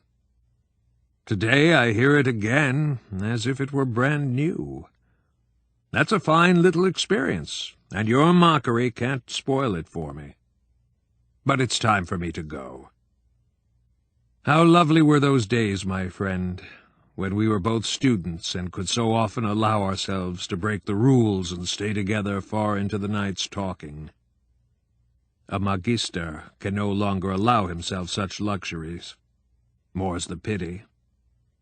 Oh, Tegelarius said, he could allow it. It's a question of not having the courage. Laughing, Knecht placed a hand on his shoulder. As far as courage goes, my boy, I might be guilty of worse pranks than that. Good night, old grumbler. Gaily he left the cell. But on the way out, through the deserted corridors and courtyards of the Vicus Lusorum, his seriousness returned, the seriousness of parting. Leave-takings always stir memories. Now, on this nocturnal walk, he remembered that first time he had strolled through Waldsell and the Vicus Lusorum as a boy, a newly arrived Waldsell pupil, filled with misgivings and hopes. Only now, moving through the coolness of the night in the midst of silent trees and buildings, did he realize with painful sharpness that he was seeing all this for the last time, listening for the last time to silence and slumber stealing over the player's village, by day so lively, for the last time seeing the little light above the gatekeeper's lodge reflected in the basin of the fountain, for the last time watching the clouds in the night sky sailing over the trees of his magister's garden. Slowly he went over all the paths and into all the nooks and corners of the player's village. He felt an impulse to open the gate of his garden once more and enter it, but he did not have the key with him, and that fact swiftly sobered him and caused him to collect himself. He returned to his apartment, wrote a few letters, including one to Designori announcing his arrival in the capital, and then spent some time in careful meditation to calm his intense emotions, for he wanted to be strong in the morning for his last task in Castalia, the interview with the head of the order. The following morning the Magister rose at his accustomed hour, ordered his car, and drove off. Only a few persons noticed his departure, and none gave it any thought. The morning seemed to be drowning in the mists of early autumn as he drove toward Hirschland. He arrived toward noon and asked to be announced to Magister Alexander, the president of the order. Under his arm he carried, wrapped in a cloth, a handsome metal casket normally kept in a secret compartment in his office. It contained the insignia of his office, the seals and the keys. He was received with some surprise in the main office of the order. It was almost unprecedented for a magister to appear there unannounced and uninvited. On instructions from the president of the order he was given lunch, then shown to a rest cell in the old cloisters, and informed that His Excellency hoped to be able to find time for him in 2 or 3 hours. He asked for a copy of the rules of the order, settled down with it, and read through the entire booklet, to assure himself once more of the simplicity and legality of his plan. Nevertheless, even at this late hour he could not see how to put into words its meaning and its psychological justification. There was a paragraph in the rules that had once been assigned to him as a subject for meditation in the last days of his youthful freedom. That had been shortly before his admission into the order.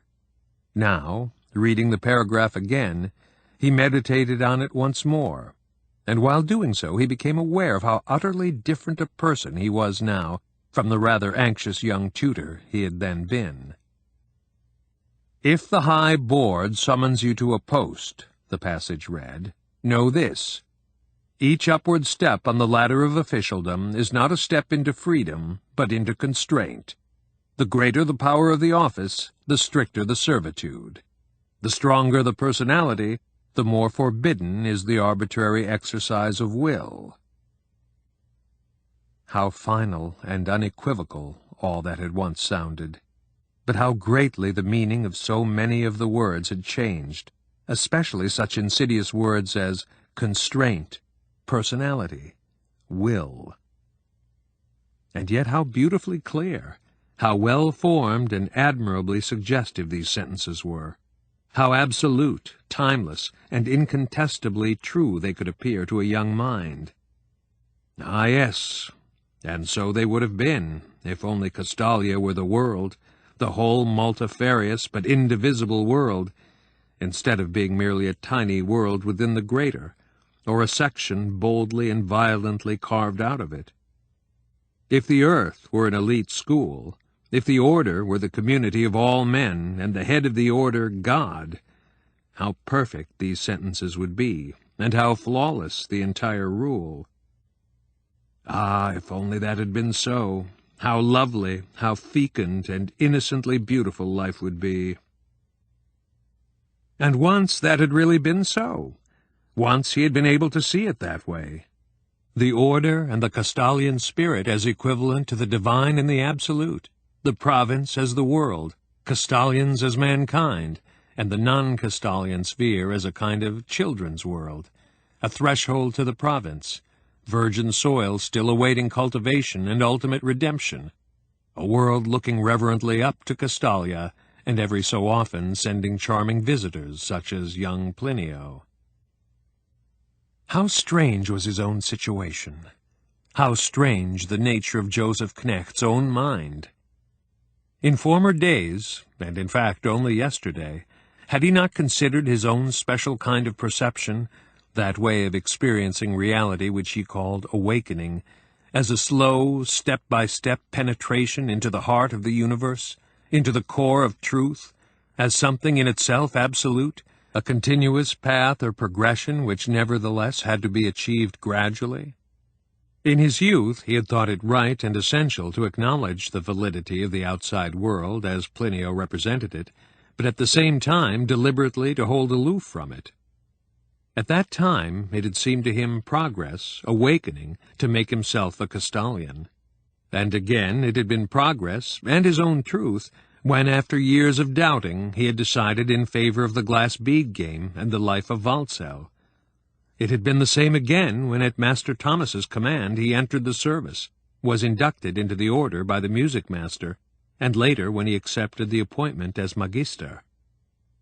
Each time he had taken a larger or smaller step on a seemingly straight road, and yet he now stood at the end of this road, by no means at the heart of the universe and the innermost core of truth.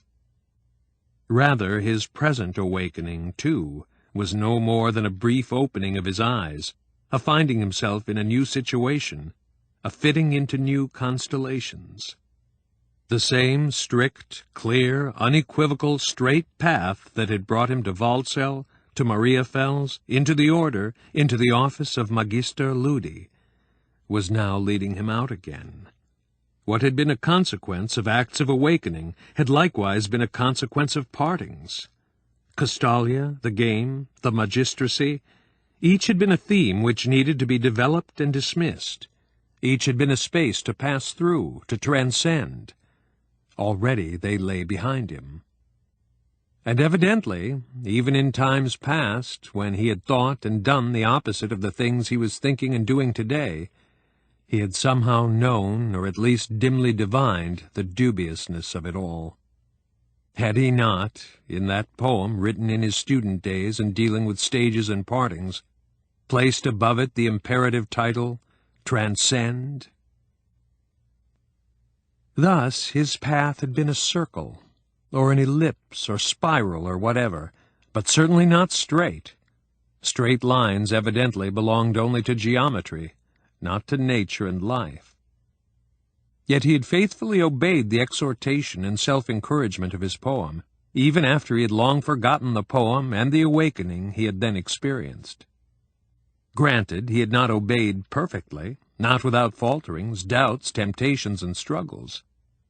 But he had courageously passed through stage upon stage, space upon space, composedly and with reasonable serenity, not with such radiant cheerfulness as the old music master, but without weariness and dejection, without disloyalty and defection. And if at this point he had at last become a defector from the Castalian point of view, if he were flouting all the morality of the order, seemingly serving only the needs of his own individuality, still this too would be done in the spirit of courage and of music. No matter how it turned out, he would do it with serenity and a clean tempo. If only he had been able to clarify to Master Alexander what seemed so clear to him, if only he had been able to prove that the apparent willfulness of his present action was in reality service and obedience, that he was moving not toward freedom, but toward new, strange, and hitherto unknown ties, that he was not a fugitive, but a man responding to a summons, not headstrong, but obedient, not master, but sacrifice. And what about the virtues of serenity, firm tempo, and courage? They dwindled in size, perhaps, but remained intact. Even if he might not be advancing on his own, but was only being led, even if what he was undergoing was not independent transcending, but merely a revolving of the space outside him around himself as its center, the virtues persisted and retained their value and their potency. They consisted in affirmation instead of negation, in acceptance instead of evasion. And perhaps there might even be some small virtue in his conducting himself as if he were the master and an active focus, in accepting life and self-deception, with its corollary self-determination and responsibility, without examining these things too closely. Perhaps it was inherently virtuous that for unknown reasons he was by nature more inclined to acting than acquiring knowledge, that he was more instinctual than intellectual. Oh, if only he could have a talk with Father Jacobus about these matters. Thoughts or reveries of this sort reverberated in him after his meditation. Awakening, it seemed, was not so much concerned with truth and cognition, but with experiencing and proving oneself in the real world. When you had such an awakening, you did not penetrate any closer to the core of things, to truth. You grasped, accomplished, or endured only the attitude of your own ego to the momentary situation. You did not find laws, but came to decisions. You did not thrust your way into the center of the world, but into the center of your own individuality. That, too, was why the experience of awakening was so difficult to convey, so curiously hard to formulate, so remote from statement.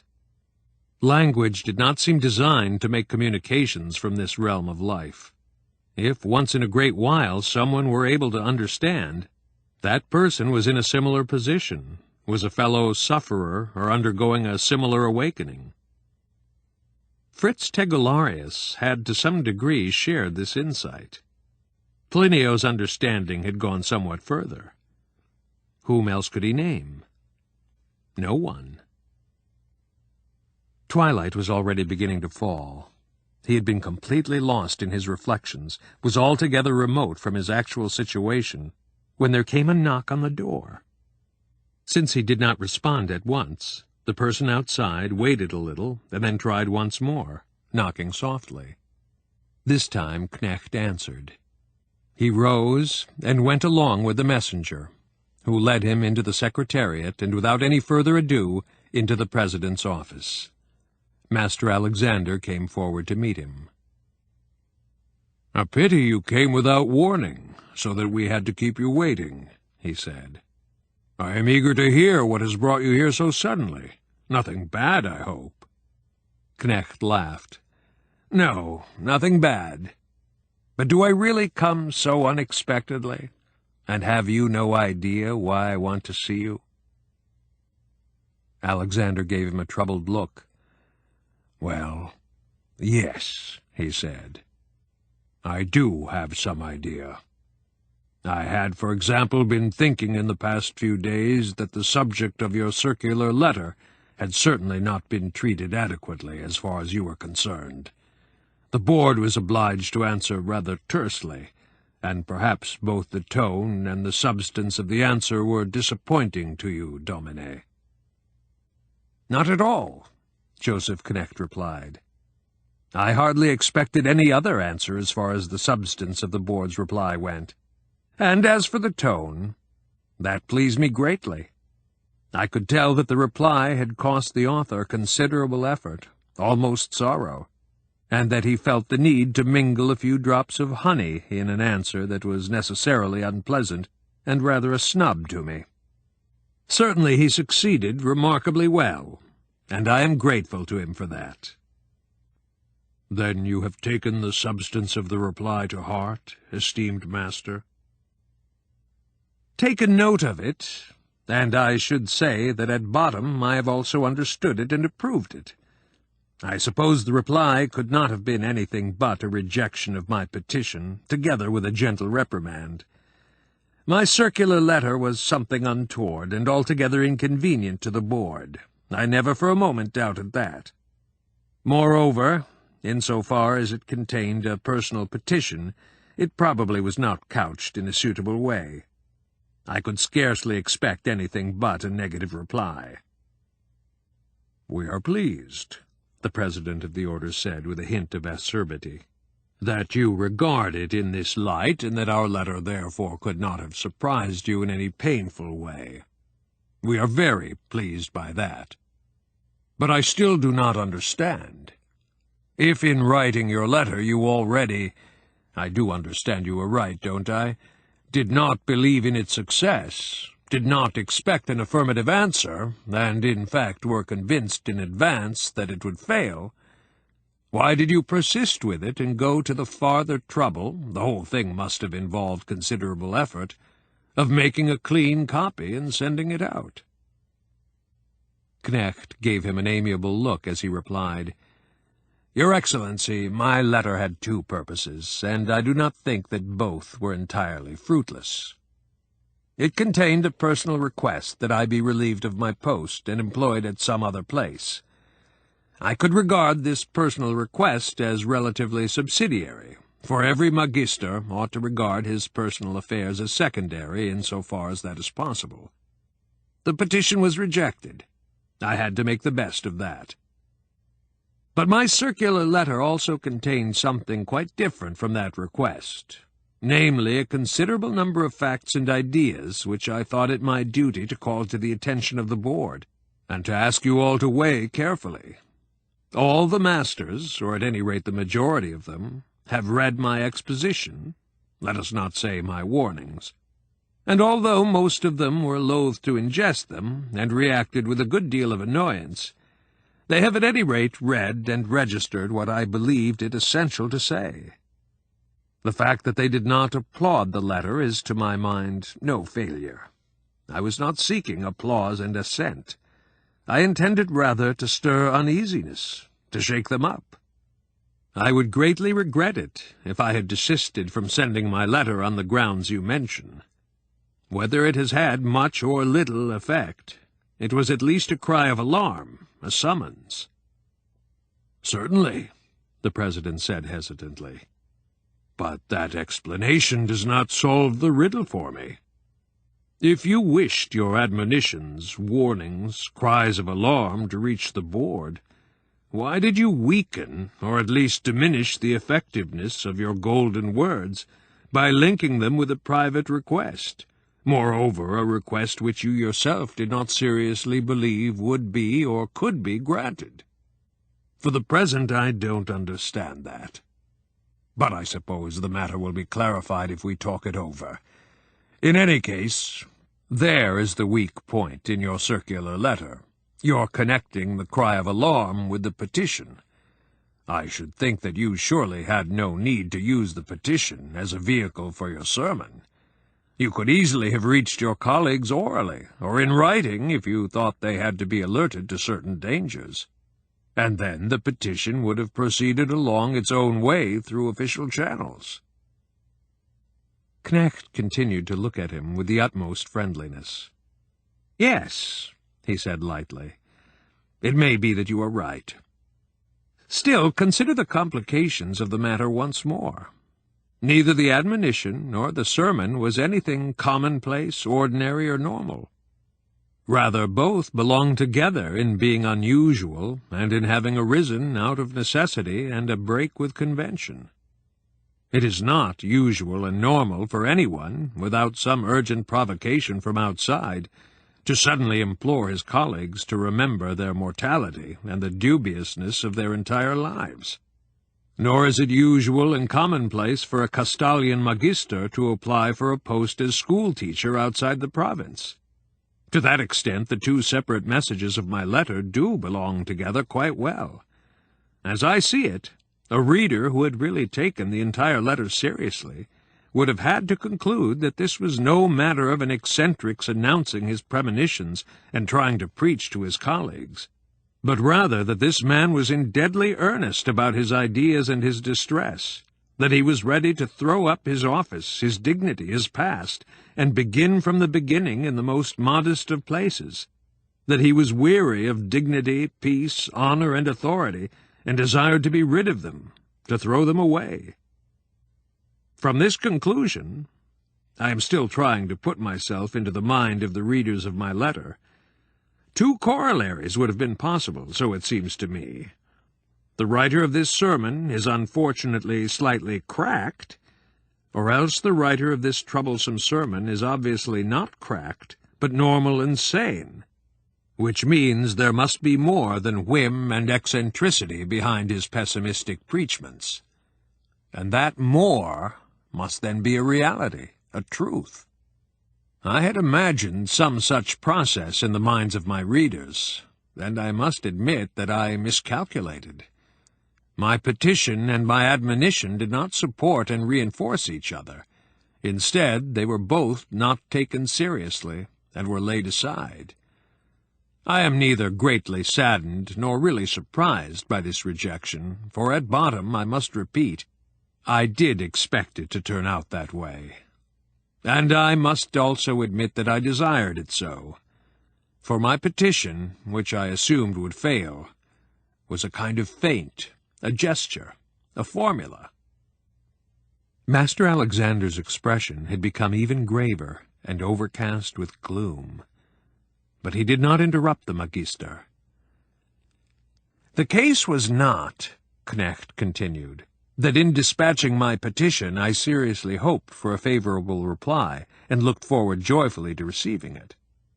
But it is also not the case that I was prepared to accept obediently a negative answer as an unalterable decision from above. Not prepared to accept obediently a negative answer as an unalterable decision from above? Have I heard you aright, Magister? The President broke in, emphasizing every word. Evidently he had only at this point realized the full gravity of the situation. Knecht bowed slightly. Certainly you have heard aright. The fact was that I could scarcely believe my petition had much prospect of success, but I thought I had to make it to satisfy the requirements of decorum. By doing so I was, so to speak, providing the esteemed board with an opportunity to settle the matter in a relatively harmless way. But if it eschewed such a solution, I was in any case resolved neither to be put off nor soothed, but to act. "And to act how?" Alexander asked in a low voice. "As my heart and my reason command. I was determined to resign my office and take on work outside Castalia, even without an assignment or leave from the board." The head of the order closed his eyes and seemed to be no longer listening. Knecht saw that he was performing that emergency exercise used by members of the order in moments of sudden danger to regain self-control and inner calm.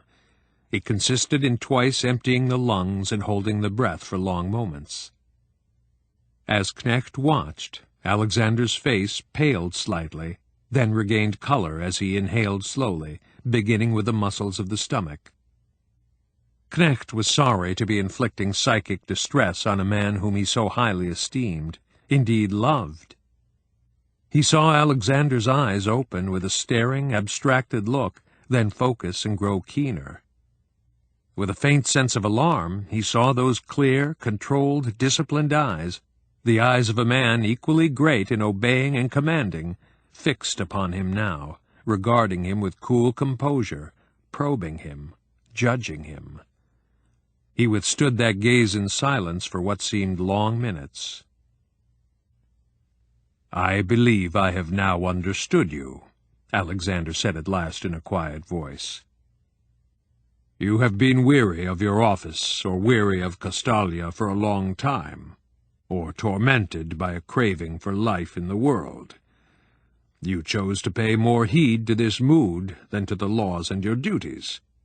You also felt no need to confide in us and ask the order for advice and assistance. For the sake of form, and to relieve your conscience, you then addressed that petition to us, a petition you knew would be unacceptable, but which you could refer to when the matter came up for discussion. Let us assume that you have reasons for such unusual conduct and that your intentions are honorable. I really cannot conceive them to have been otherwise. But how was it possible that with such thoughts, cravings, and decisions in your heart, inwardly already a defector, you could keep silent and remain in your office for so long a time, continuing to conduct it flawlessly so far as anyone can see? "I am here," the Magister Ludi replied with unaltered friendliness, "to discuss all this with you, to answer all your questions. And since I have resolved upon a course of self-will, I have made up my mind not to leave Hersland and your house until I know that you have gained some understanding of my situation and my action." Master Alexander considered. "Does that mean you expect me to endorse your conduct and your plans?" he asked hesitantly. "Oh, I have no thought of winning your endorsement. But I hope that you will understand me, and that I shall retain a remnant of your respect when I go. This will be my one and only leave-taking of our province. Today I left Waldsel and the Vicus Lusorum forever." Again Alexander closed his eyes for a few seconds. He felt battered by the revelations coming all at once from this incomprehensible man. "Forever?" he said. "Then you are thinking of not returning to your post at all?" I must say you are a master of surprises. One question, if I may ask it. Do you still regard yourself as Magister Ludi?" Joseph Knecht picked up the small casket he brought with him. "I was until yesterday," he said, "and consider myself liberated today by returning to you, as representative of the board, the seals and keys.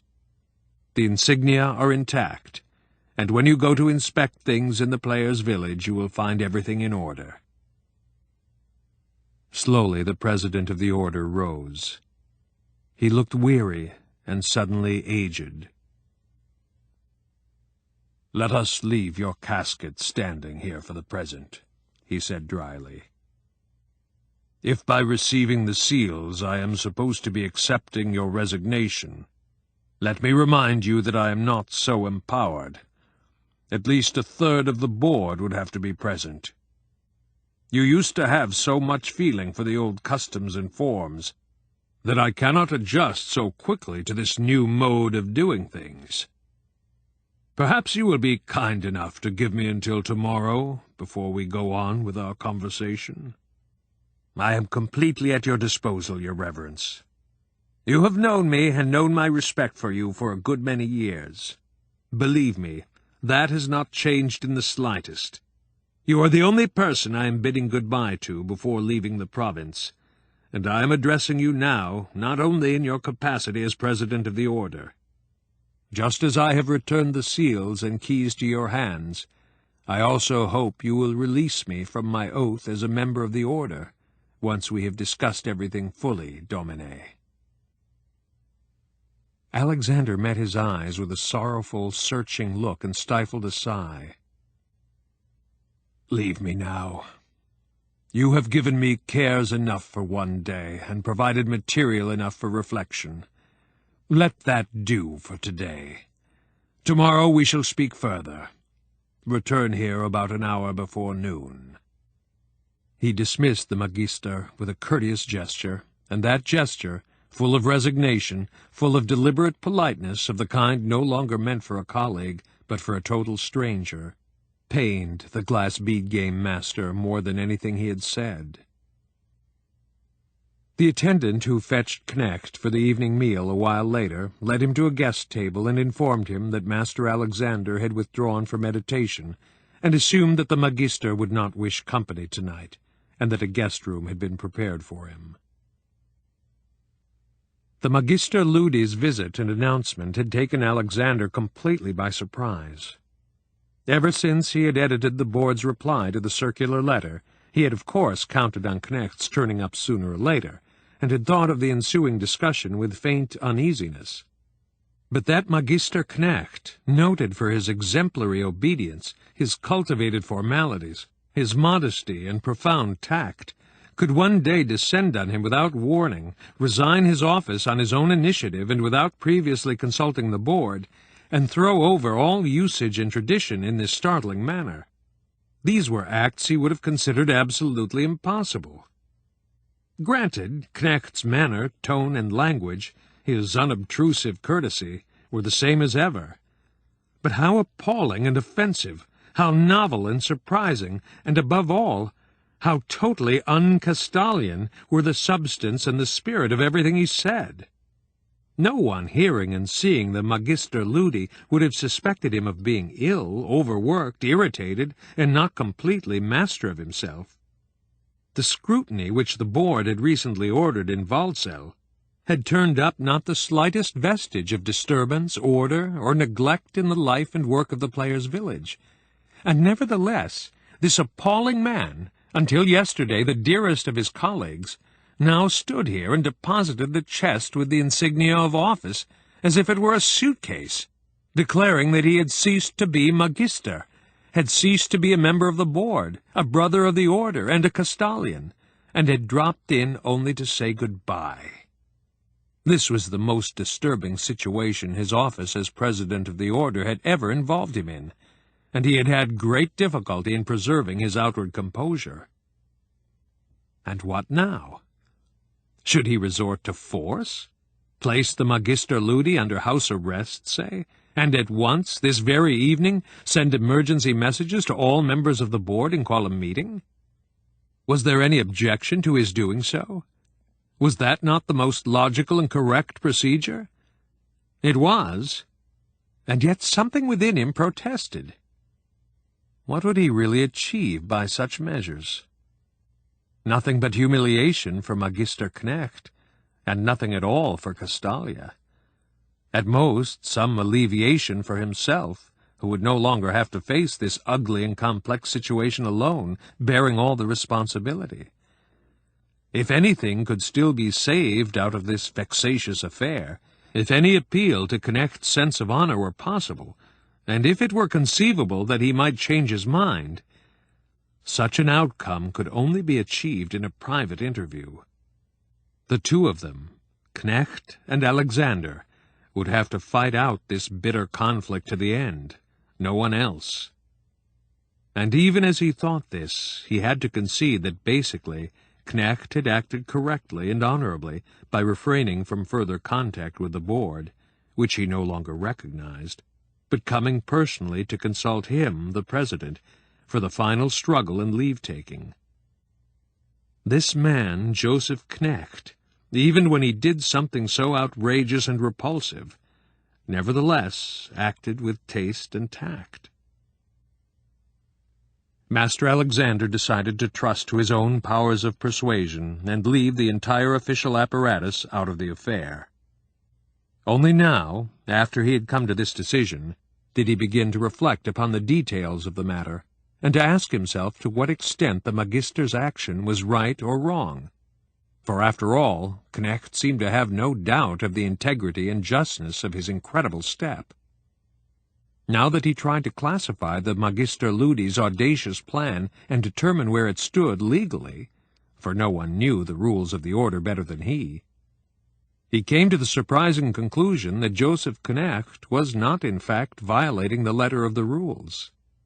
Granted, for decades no one had ever tested the relevant clauses, but the rules did provide that every member of the order was at liberty to resign any time he so desired. Of course, he would at the same time renounce all his privileges and separate himself from the Castalian community.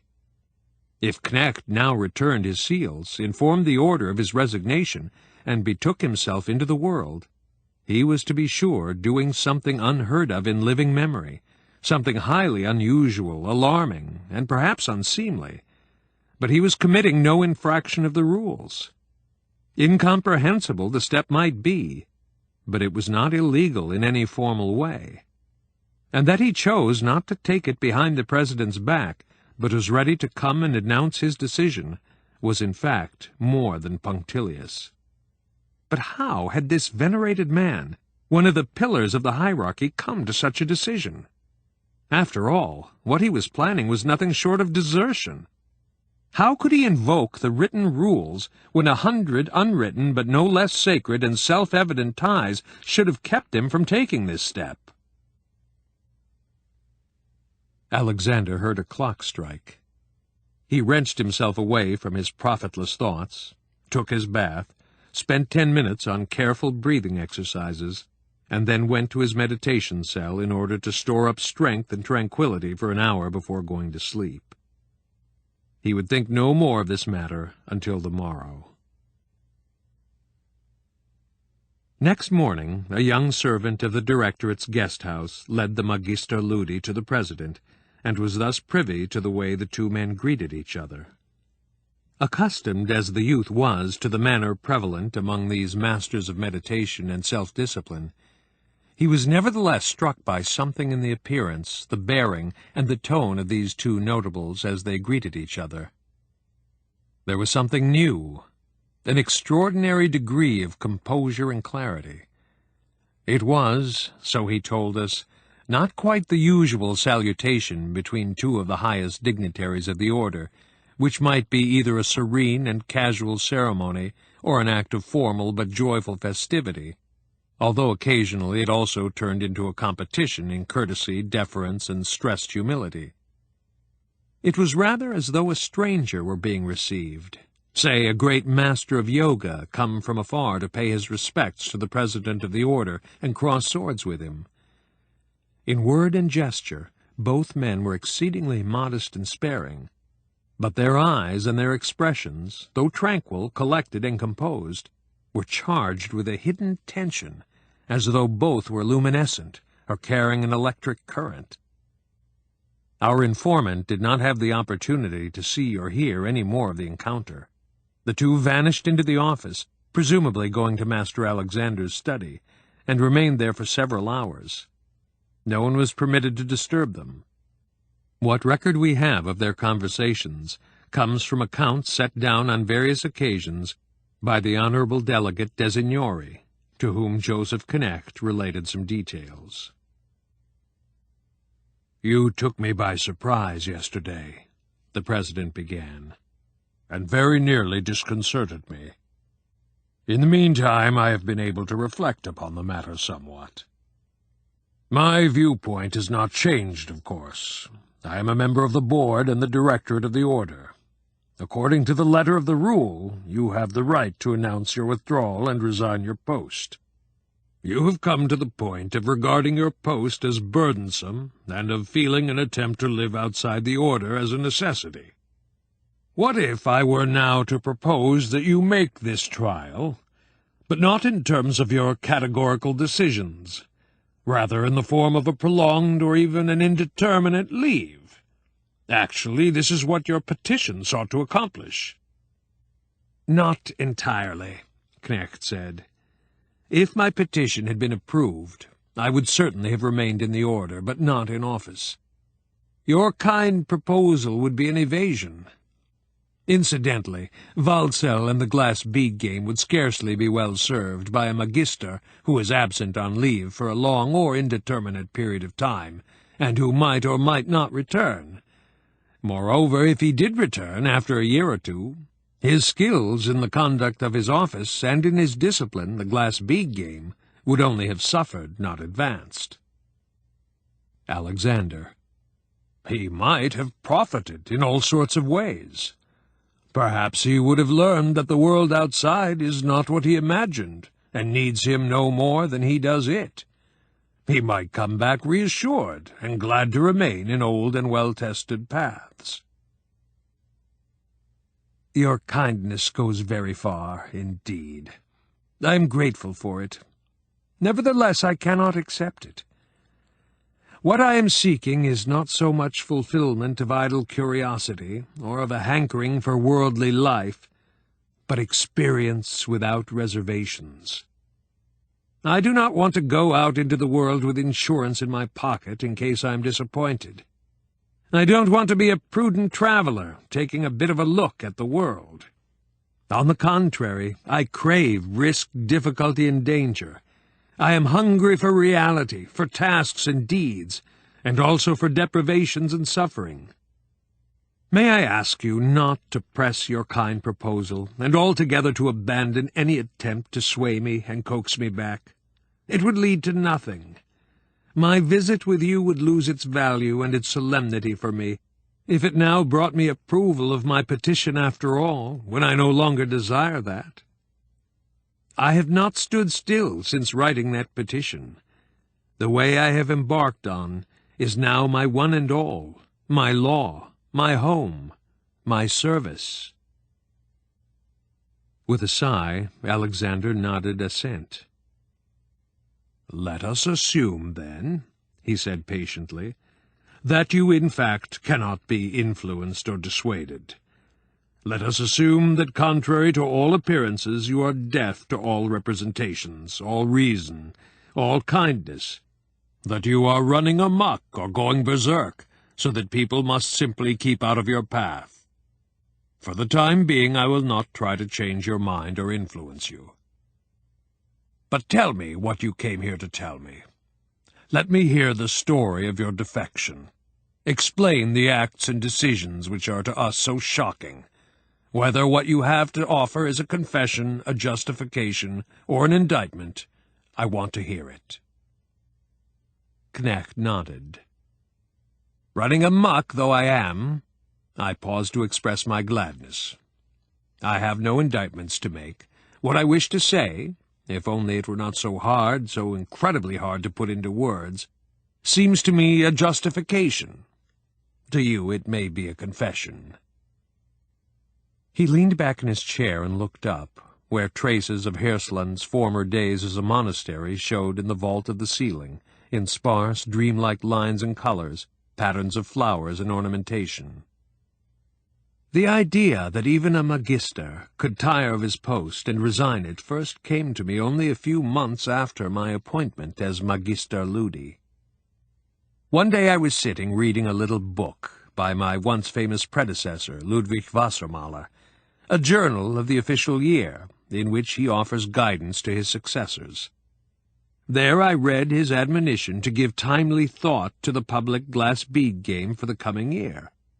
If you felt no eagerness for it and lacked ideas, he wrote, you should try to put yourself into the right mood by concentration. With my strong awareness of being the youngest magister, I smiled when I read this. With the brashness of youth, I was a bit amused at the anxieties of the old man who had written it. But still, I also heard in it a note of gravity and dread, of something menacing and oppressive.